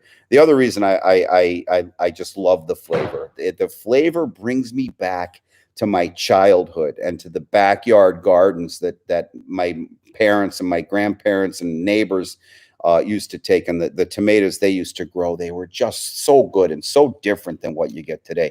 Is the tree blooming? It is. Show them. Holy crap, look at that. So Alex asked about, we have a tree that blooms at night. You think I could, if I went out there on the porch, I'd lose the connection. Yeah, you would lose the connection. Well, anyways, Noe just walked outside, and there it is, Alex. I mean, that's in full bloom right now at almost midnight. It smells amazing. Yeah, I wish you could. Oh, the thing went down. I guess we can't transmit scents, odors across the internet, but I mean that when our back porch just smells so good, and that ain't the only one, right? There were a lot of them out there today. Yeah. No, Eric and Kristen said we got to get up there and fish the chain of lakes. Oh, I really want to visit them. So yeah, Eric, we'll do it. If you're still on here, we'll do it for sure. I don't think you were on the chat earlier, but Noe was like super sick, dude. I mean, like almost died from COVID and had a 6-month recovery. Like couldn't drive, couldn't walk. It was really, it was bad. And it's only about 3 weeks now that she's kind of getting back to herself. And so yeah, tomorrow's going to be her first fishing, last week we took that one trip. Tomorrow will be her second time out in the boat fishing. But she was dancing pretty enthusiastically at the wedding this week. Because I'm getting better. But yeah, Florida Herper, we're still growing the Everglades tomatoes. It's not something I'd ever stop. You know what I mean? They're out here and they just kind of come and go as they want to, and I love doing it that way. They really don't take any work at all from us. Liam, what's up, buddy? How you doing? Jeff Dixon, I recognize the name. Greetings from San Diego. If you had to recommend one mango to graft on your mango seed, what do you recommend? You found my channel recently, and I swear your farm grows off your positivity. Wow, man, thanks a lot. I'll tell you what. I mean, I was a salesman for most of my career, right? I did say earlier I started out as a programmer, but they quickly figured out I was probably more suited for sales. And you got to just be positive to be in that You have to. world. I mean, there's so much discouragement and failure and stuff like that you just have to be like, oh, duh, I'll just, you know, and so like even with the fire and us not living here and how difficult it was toward the end of the year, I mean, it really never caught up to us, even with you being sick, till about April. And then like after about 6 months from it really got me down, which is why there was that 2-month hiatus. I didn't post a video for like 2 months, and it was because I couldn't, right? I mean, every now and then I would try, and I would halfway through, I'd be like, holy shit, man, whoever watches this video is going to need to go to therapy. I was just miserable. Or sometimes I'd get through the whole video, and as I was editing it, even I couldn't watch it. I was like, you know. And but anyways, got that little snap in the step back, and we're trying to make videos now, you know. And by the way, Jeff, San Diego is an awesome place. I got sent out there for work one time, and I mean, we just had a great super long weekend, probably 5 nights out there. Yeah. Okay, super sticky. Heads up, you once pranked Lead Farmer 73 while he's doing a grafting. I asked him, how do I graft weeds? He paused for 15 seconds, said, kids, man. That's funny. Did he say how you could graft weeds? Christine McCain, can you grow avocados in Georgia? Yes, you can in certain locations. The way to know if you can grow anything, Christine, is go on Google and Google the following: USDA hardiness zone, and put in your zip code, and it'll tell you, 7A, 7B, 8A, 8B, 9A, 9B. And then you go look at whatever it is that you want to grow and say, what's the hardiness zone for that particular crop? Be it tomatoes, lettuce, roses, apples, avocado, what have you. And so if you find that you're in like zone 8A and avocados will grow in zone 8A and you'll be fine, and because a lot of it depends on where you're at in Georgia, right? There's places in Georgia that are warmer. I would say like Brunswick is probably a heck of a lot warmer than up there in the northwest side of Georgia in the wintertime, Arctic Wolf, how did you avoid the banana seeds? I'm not sure what you mean, dude. I've never had a banana with a seed in it. Oh, no, I don't know. I never, how did I avoid the banana seeds? I mean, bananas don't have seeds. The plant puts out the bunch of bananas and it propagates by putting, shoots down the bottom. I mean, I don't know, maybe there are seeds in them if like at some scientific level, but I've never seen a seed inside of a banana. So fishes, you planted sweet potatoes too? I have no idea what a Ubi Discoria Alata 2019 is. And you'll be planting more. Who was your dad's? Okay, maybe you're talking to Alex there. Okay, here's Hussein 0413. Can an avocado tree survive in 45 Celsius heat? It's yes. If yes, which variety? Yes, it can. What you have to worry about with avocados is the cold, not so much the heat. I mean, even if you do scorch like the upper leaves, those leaves will protect the lower leaves and protect the fruit. The thing you got to worry about in extreme heat is irrigation. You're going to have an insanely high water bill unless you're on a well. Okay, Alex, he's telling me that was his brother ordering the crispy, spicy crispy sandwich. That was funny, dude. Your brother's pretty funny. Best avocado to grow in East Texas. I mean, I don't know for sure, but I'll tell you what people order like crazy over in Texas is a variety called the Oro Negro. And it does really well in cold. Maybe you're Kazub. I do food reviews in Polish, and I was chatting with you about my. Okay, Kazub and California. Maybe you're talking about my channel. You do food reviews in Polish, and you were chatting with me about a few years old avocado. Dude, I'm so sorry. I don't remember that unless it was under a different name. If it wasn't Kazub with California, if it was a different name, please refresh my memory. Uh, Peruvian apple cactus, Florida free living. Never heard of it. Oh, okay, Kazoob. Good luck with the channel. One day I'll mention about you on my videos when I show my avocado. Well, that's great, man. Thanks a lot.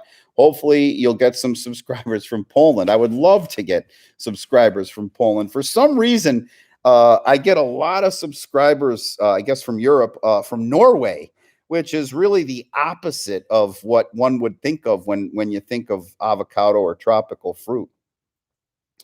Alex, you just randomly decided to record your brother ordering a chicken sandwich from McDonald's. And yes, I knew exactly what that was. And I just thought it was art, man. I thought it was great. I really enjoyed that video. So thank you. Caden, when are the good times of the year to visit your farm? Well, not right now. it's hot as shit right here. I mean, you're just soaking wet from sweat for probably the next 3 months. I need a couple of months to recover and rebuild from the fire, because while the fire affected the house and not the rest of the farm, on a large property like this, if you're not living here, you're not taking care of things, right? It's real easy to see a tree that's starting to get a little big and go at it with a hedge clippers or a chainsaw and kind of keep things under control. But being gone for 6 months, the place is still very much a mess. And I'm going section by section cleaning it up. And then I've got some areas I want to put in, like picnic tables and little group areas and stuff like that, so we can have guests. So my goal is to have all that done in time for when the more tolerable weather gets here, say in November.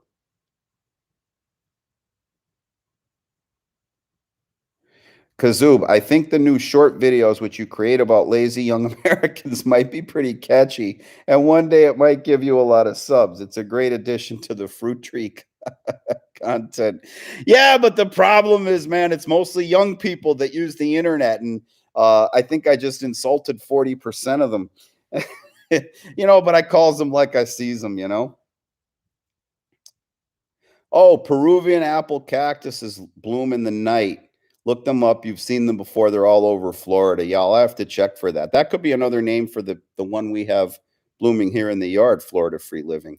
Florida Herper, what other channels do you watch that you recommend? You should do a video of an average day at work in an avocado farm if possible. Florida Herper, I'm going to tell you something, man. I did that video one day. I did that video. It had poured rain. And before we had this fire, every time we got a bad rainstorm, we'd lose our power for hours, at half a day, a full day. And we're the only ones off the pole. So, the last thing you want is the automated message from Florida Power and Light saying, we're aware of an outage, number of customers affected, 1, right?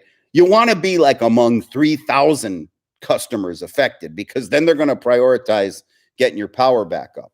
When you're the only family who doesn't have power, they get to it when they get to it. So anyway, this one day we had rain all night. The power went out. I said, well, I got nothing. I can't do nothing. Let me do a day in the life of work in the farm, Plus, there was still a lot of cloud cover after the storm. So the lighting was perfect for making a video. And for whatever reason, I didn't hit the mark. You know what I mean? It didn't come out real good. What I think I need to do when I do that is have my son sort of work as cameraman, so I could just be free to do what I got to do. Because any of you who make videos yourselves out there, and I know a lot of you do, you know how tough it is to not only do the content or the work of it is that you're doing, but also to manage the camera, make sure you've turned record on, make sure the sound is correct, make sure you got the right lighting. It's tough to do that kind of stuff. But anyways, yes, that is absolutely a video I want to make. Oh, Richie Rich, you bet I enjoyed all the rain this week. Let me tell you something. We had rain every day leading up to the wedding your family had here on the farm. And then for the 2 days, the day before and the day of the wedding, we did not have rain. And the following day, you and your family came and we cleaned the whole place up. You packed up your truck and drove off. You weren't gone 5 minutes and it started raining. I mean, it's been raining every day since. And you are absolutely correct. I mean, this morning, I got up and I was just doing my thing on the internet for a little while. And around 8:30 or so, I just heard that noise of the rain hitting the roof. And it just feels so good. I mean, you just know it's getting out there in the trees and they're soaking up that water. And yes, yeah, Richie, man, it's awesome. It's weird calling you Richie too, by the way. Jeff Dixon, I missed what you said about choosing one mango to graft on my growing mango seed. I probably didn't answer the question. I might have talked a lot of jive about San Diego and stuff. What would you prefer? Oh, dude, that's an easy question for me to answer. I got 3 mango varieties that I absolutely love. One is called Hayden. That's probably, let me rethink this. I think my new favorite is a Glen. My second favorite is a Hayden. My third favorite is a Valencia Pride. The Glen is a smaller sized mango, and it starts to pick late May, early June. So we're just about finished up with the Glens. In fact, we ate our last Glen today. I used it in a video, and then when I was done, we ate it. Glens are delicious. My second favorite is a Hayden, which is an awesome mango, and that used to be like the main South Florida commercial mango until it got taken over by the Tommy Atkins variety. And then there's a variety called Valencia Pride, which actually grew from a Hayden seed. So somebody planted a Hayden, a seed from a Hayden mango and never grafted it. And what ended up growing was the Valencia Pride variety, which is not only delicious, but also very decorative, right? And so if you're going to put it in your yard where people could see, maybe the Valencia Pride would be a good choice because, like I say, they're not only delicious, but they're a very like oblong. They're like a long egg-shaped mango with a little curly Q in the bottom, a little comma, like a little indentation. And they're every color, man. They're every color, red, green, yellow. There's some shades of like bluish gray in there. And it's just, they look almost like a tie-dyed, kind of like a psychedelic. They're really nice. And they hang on a really long stem. So they kind of look like raindrops. So Valencia Pride's a really good one. Another one I'd recommend is, well, not one, but I'd recommend any variety that is what's called polyembryonic, which the reason I would recommend that is because polyembryonic varieties, you don't have to graft them. So when you eventually get fruit, and if you wanted to plant the seed and grow another one, you could grow one, Hey, Noe, can you help me with the power cord, sweetie? Thanks. So anyways, Jeff, I think a Valencia Pride would be good. A Glen would be good. A Hayden would be good. Those are my favorites. And there's really no consideration outside of taste. They all kind of deal with the climate the same way. Mangoes grow really, I mean, they're prolific. I mean, they grow really well. Alex, you should try to grow dragon fruit. You know what, dude? I planted my first dragon fruit about 3 weeks before we had the fire. And I don't think it's going to survive because I wasn't around to water it. A lot of my stuff is already established and already really big. The dragon fruit was only about like that on its way up a little post. I love dragon fruit, and I definitely plan to plant more. Thank you. Are you going to bed? I think so. Oh, you can't hang. All right. I'll stay here. You're making me feel guilty. Right, fishes. That's exactly what it was. A night blooming cirrus, the queen of the night. That's exactly what it's called. And like we said, they smell really good. None of your fucking business. I just bought 2 Venus flytraps. By the next day, I caught a fly by the legs and fed one. I love Mother Nature. My Leyland Haas avocado trees are exploding with growth. That is awesome, dude. That is awesome.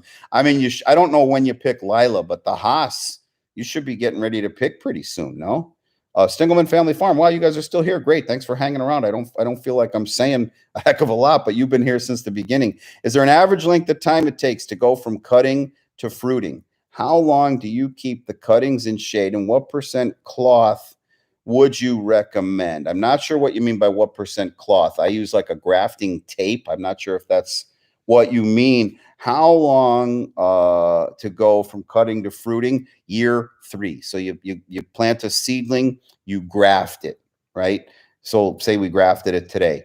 June 2022 would be 1 year, 2023 would be 2 years, 2024 would be the 3rd year, and I would expect flowers and in some cases fruit even. Now, expecting it and recommending it are 2 different things. I always recommend that people cut the flowers the 1st year, even the 2nd year, simply because I don't want your tree wasting time growing flowers. And I certainly don't want your tree wasting energy growing like 1 fruit or 2 fruit.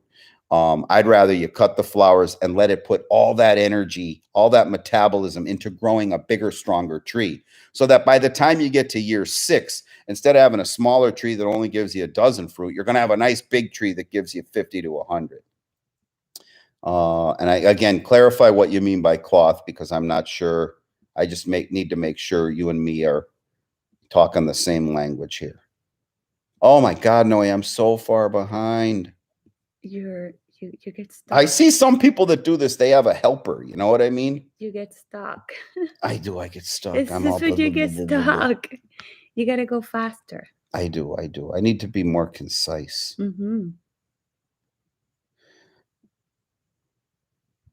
Fish has got a red flesh dragon fruit cutting. Thought it would be like my night bloomer. Found out dragon fruit is it's a cactus. Yeah. Oh, you have a son that would grab a cactus. I crashed my bike into a cactus in Scottsdale. It was horrible. Yeah, dude, I was covered in thorns. For like a week. It was terrible, man. I remember trying to help you. Yeah. Like, oh my God. I was at a work conference and we had like a day to do whatever we wanted. So I just rented a mountain bike and went riding around in the desert, and I crashed right into a damn, I think they call it a jumping cactus. You don't even have to touch it. You just have to come close and the thorns get on you. Well, the big thorns hurt, but they're easy to pull out.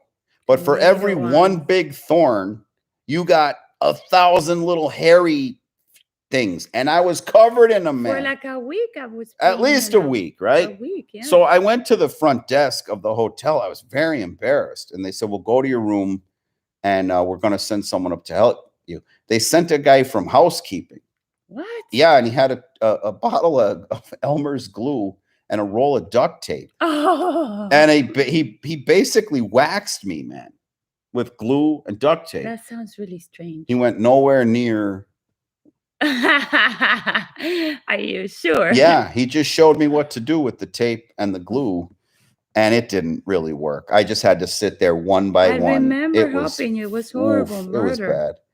Liam, can't wait for your shop to restock. I'm planning on buying some. Oh, dude, I'll tell you what, Liam.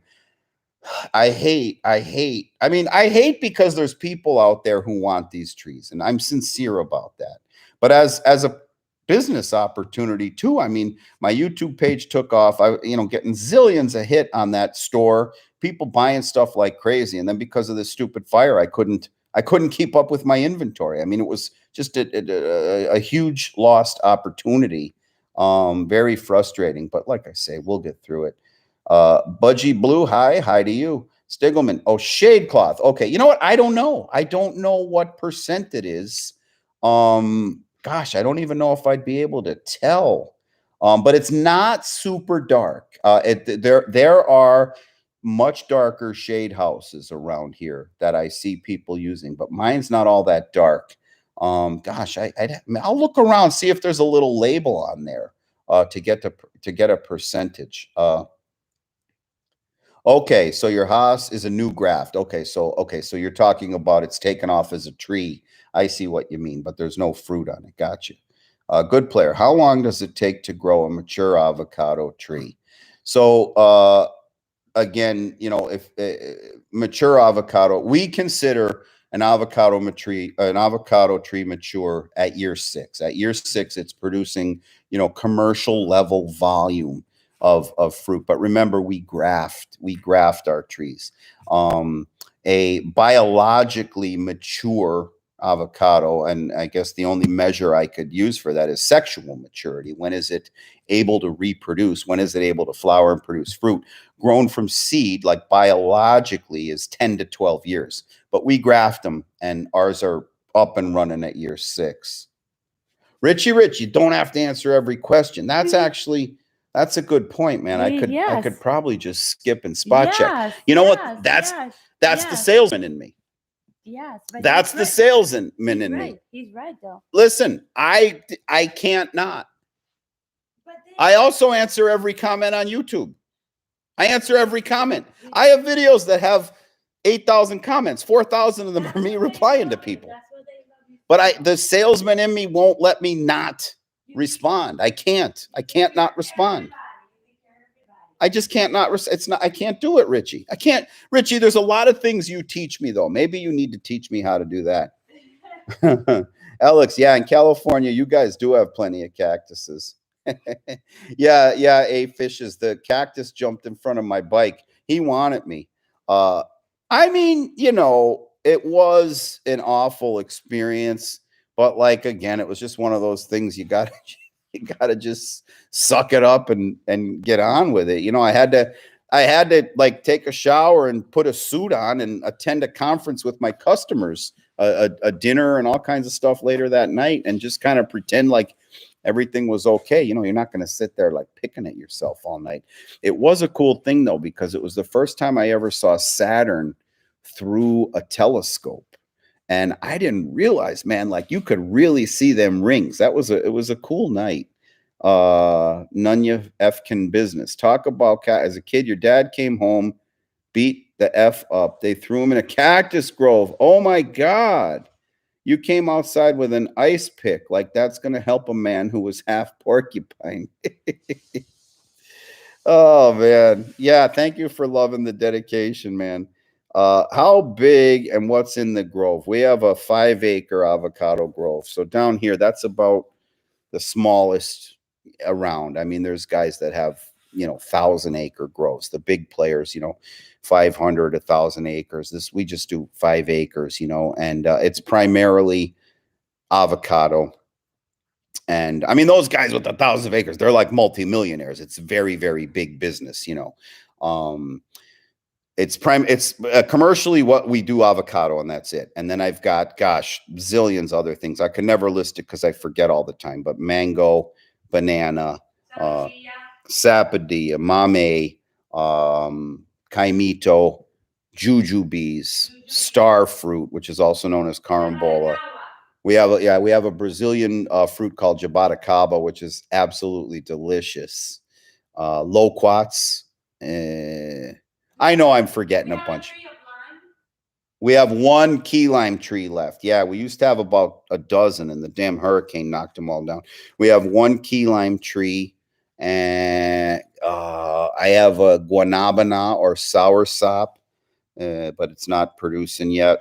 Sapodilla, mame. We got a lot of stuff. Like I say, I always forget. Monstera deliciosa. I always forget what we have. Good player. Am I a multimillionaire? I do all right. I'm okay. I'm not comfortable going into specific details on my net worth and stuff like that with anyone, but I will say this, like, I think a lot of people think like quitting a corporate job and starting a farm is a big risk. I will say that I took all my risks 20, 25 years ago, and when I was young enough to recover in case some of those risks didn't pay off. And so that's what I'll say about that. And I got to grow pomegranate trees. They're my all-time favorite fruit, says Alex. And yeah, dude, they're delicious. I mean, I love them too. I don't know. Can you grow them here? Richie Rich, what about your favorite? What is your favorite? Did you tell me what your favorite was and I'm forgetting? You're going to have to refresh my memory, man. You might have told me what your favorite fruit was, and now I'm forgetting. Fishes and loaves. 5 acres would make you happy. 0 lot here. Just started. I just got. Oh, you got the mulberries. That's right, Richie Rich. How could I told you I was going to forget something. We've got 1 gigantic mulberry tree, and then we have a few of them along our fence line. And they are I mean, they're just so good. Oh, the mulberries are so good. And when they come in, there's just more than, I mean, it's the only fruit I'm willing to share with the birds and the squirrels, because there's just more than we can eat. And how could I forget Richie? He loves the mulberries, and his daughter loves them even more. That you're right about that. Yeah. Uh, yeah, I love those Jaboticabas fishes. Good player. I should write children's books because of my honesty and detail. Thank you.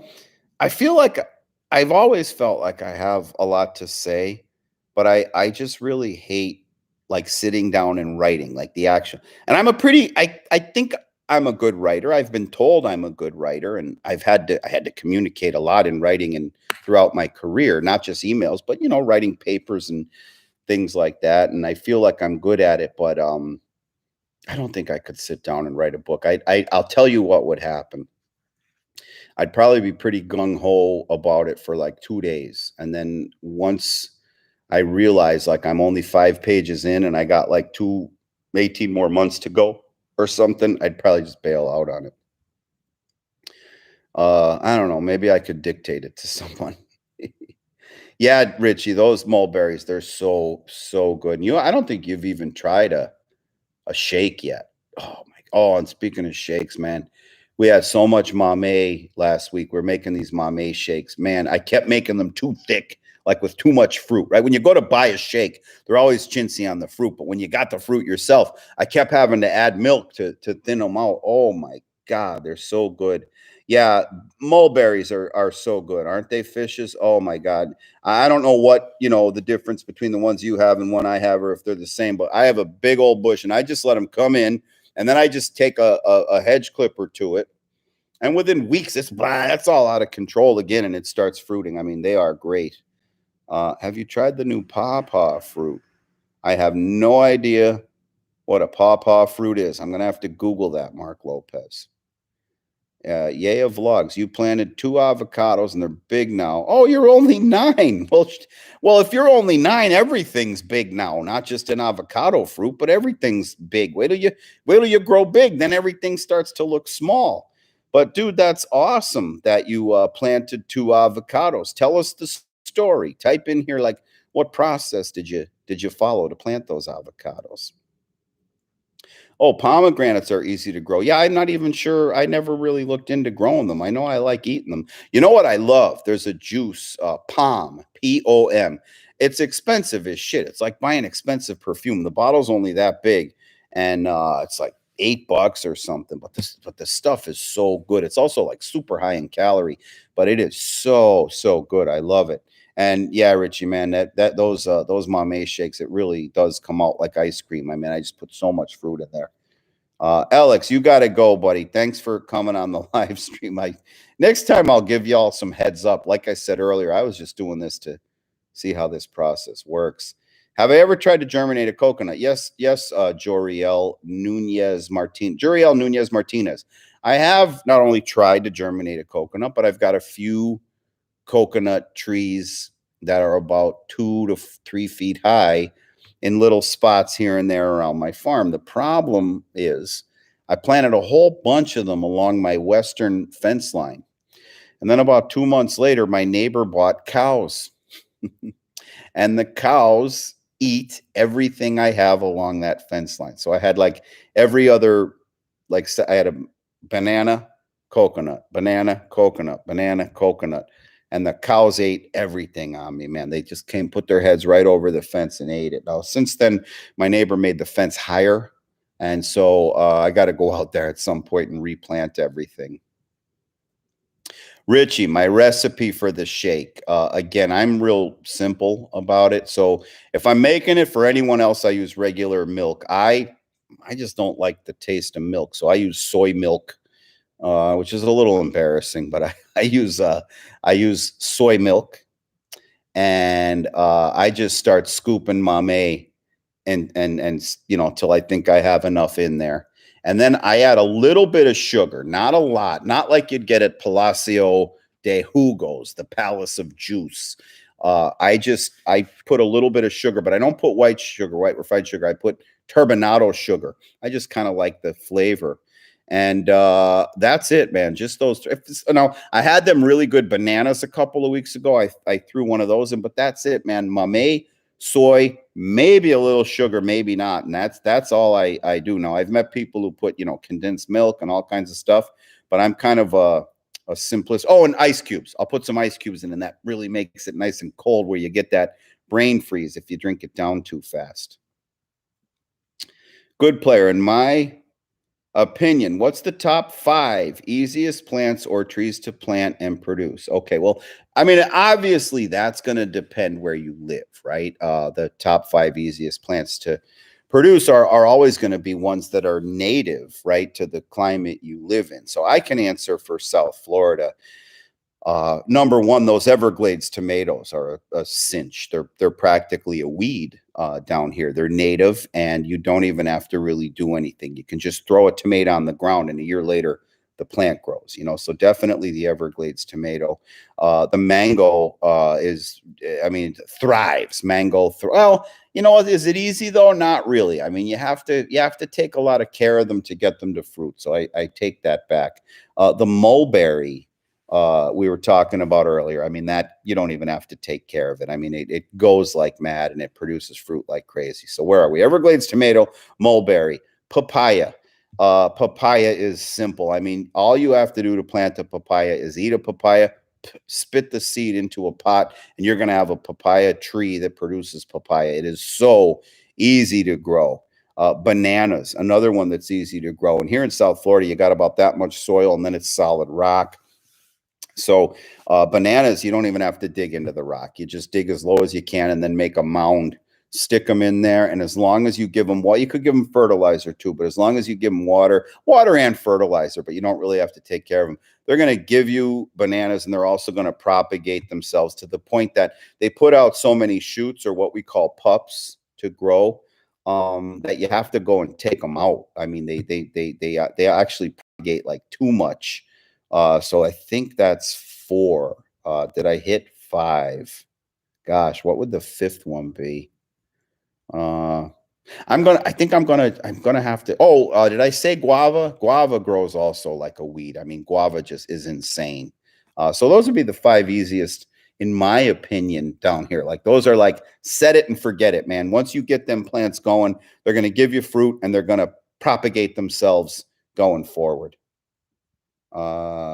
Good player says, what do you mean? I have no idea if he's talking to me or talking to someone else. Almost tropical or tropical dash almost tropical Jeff. What's the coldest my place sees each year? 40 degrees Fahrenheit. I think once since we were here, it got into the high 30s for about an hour. 2 nights in a row, we had like 1 hour of high 30s. Since I've been living in Florida, I've only ever put the heat on in a house one time. And Richie, you can help me out with this. It was February of 2010, I believe. Yeah, because my kid was just a year old. And it's only because we had a year-old baby. I mean, or was it? Might have been February of 2009. He might have been a month old at the time. Yeah. And the only reason we even put the heat on, we had a very, very cold snap. I mean, it was in the 30s for like 3 days. And usually here in South Florida, even if you get a cold snap, you don't have to put your heat on, because whatever heat you had kind of stays in the house.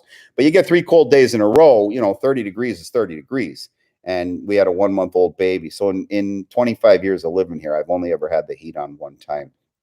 And that was so cold. There was a fish kill. I mean, a lot of fish died. It just hit the temperature that a lot of the fish down here in this environment can't take. They were just floating all over the place. I lived on an island at the time that was overrun with iguanas. I mean, just overrun with giant 3-4 foot iguanas. And what happens to iguanas, they're up in a tree, and then it gets cold, and they just kind of go into this sort of hibernation mode. And then, boom, they fall out of the tree, and they just kind of lay there on the ground. They were falling out of the tree like damn rain. And a lot of the iguanas died off too. And it took them years, like 8-9 years to grow back. So coldest each year, low 40s. Coldest ever, 3 days in the mid 30s. And when I say in the mid 30s, that ain't 24 hours. That would be like the low temperature at night for maybe an hour. Okay. A Fishes, thank you for giving the instructions on how to look up the hardiness zone. Christine McCain, have I grown guavas and you'd love to have a guava tree? Yes, I have grown guavas. And on the topic of making shakes, they make just such good shakes. And guavas produce a ton of fruit and they make your backyard smell so good. And then when you pick them and bring them in the kitchen, your whole house smells like guava. And it is such a nice smell. Hard to control the trees, but a very nice smell. And you're right, Fishes. We do have many growing zones just in Florida, and that's true for any state, right? You've got states that have high elevation and low elevation. I mean, gosh, I think not just the state of Hawaii, but the big island, Kona of Hawaii. I think it has every single climate, like Arctic right to desert, rainforest, everything. Mark Lopez, back in 2012, you ran 185 miles to raise money for wounded. Wow. The CNL kind of stretch from New York to DC. You started at the Maryland, Pennsylvania border, and along your run, you kept smelling a sweet smell, and it was the pawpaw fruit. Wow, I'll have to look that up. Man, that's a hell of a long run, dude. Wow. You're like Forrest Gump. You know what? That was lame. People have probably said that to you a zillion times. I try to tell jokes that if I make up a joke, I want it to be one no one's ever said to you before. And I bet you 1,000 people ever already said that to you. That's embarrassing. Yeah, dude, the frozen iguanas, Richie, were everywhere, dude. I mean, they were where I lived, they were falling out of the trees like rain, and they make a popping noise when they hit the ground, and they were in this hibernation mode, man. It was crazy, wasn't it?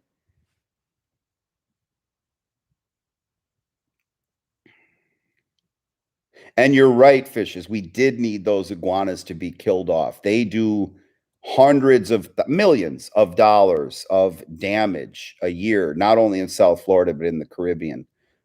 They eat all kinds of landscaping, and they really, where they, just like anything else, they're an invasive species, and where they have no native predators, they do damage. Yeah, Budgie Blue, guava ice cream is good. Guava everything is good.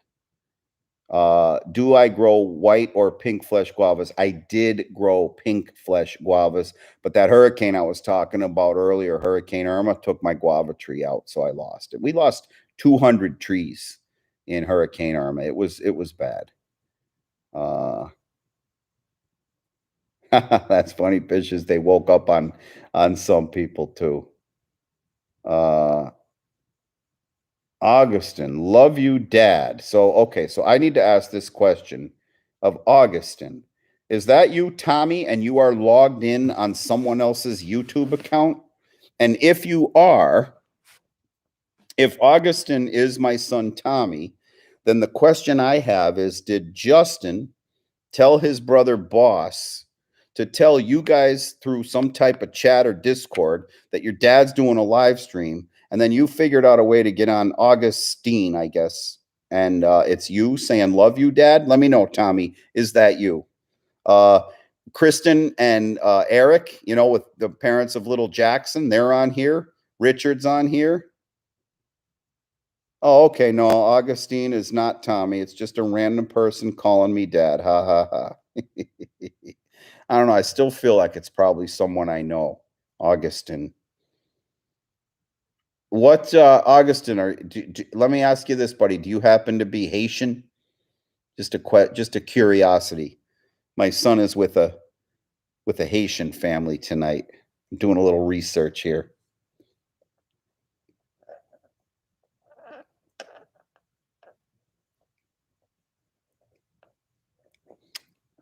Sorry, I had to get a drink. Well, I think here's what I'm gonna do. I'm out of steam. Holy shit, we've been doing this for 2 hours and 13 minutes. I'm out of steam, and I'm actually my throat's getting a little irritated. Just a random person that likes my videos. Thank you, Augustin. I appreciate it, man.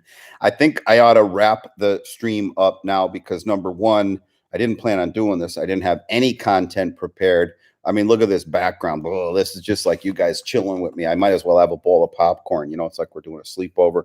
But now that I know how to do this, this seemed kind of fun. Why don't y'all send me some ideas, you know, like in the comments of what we might talk about, how we might do a chat like this in the future. And I'll set it up better, maybe get a better camera, maybe get some better lighting, stuff like that.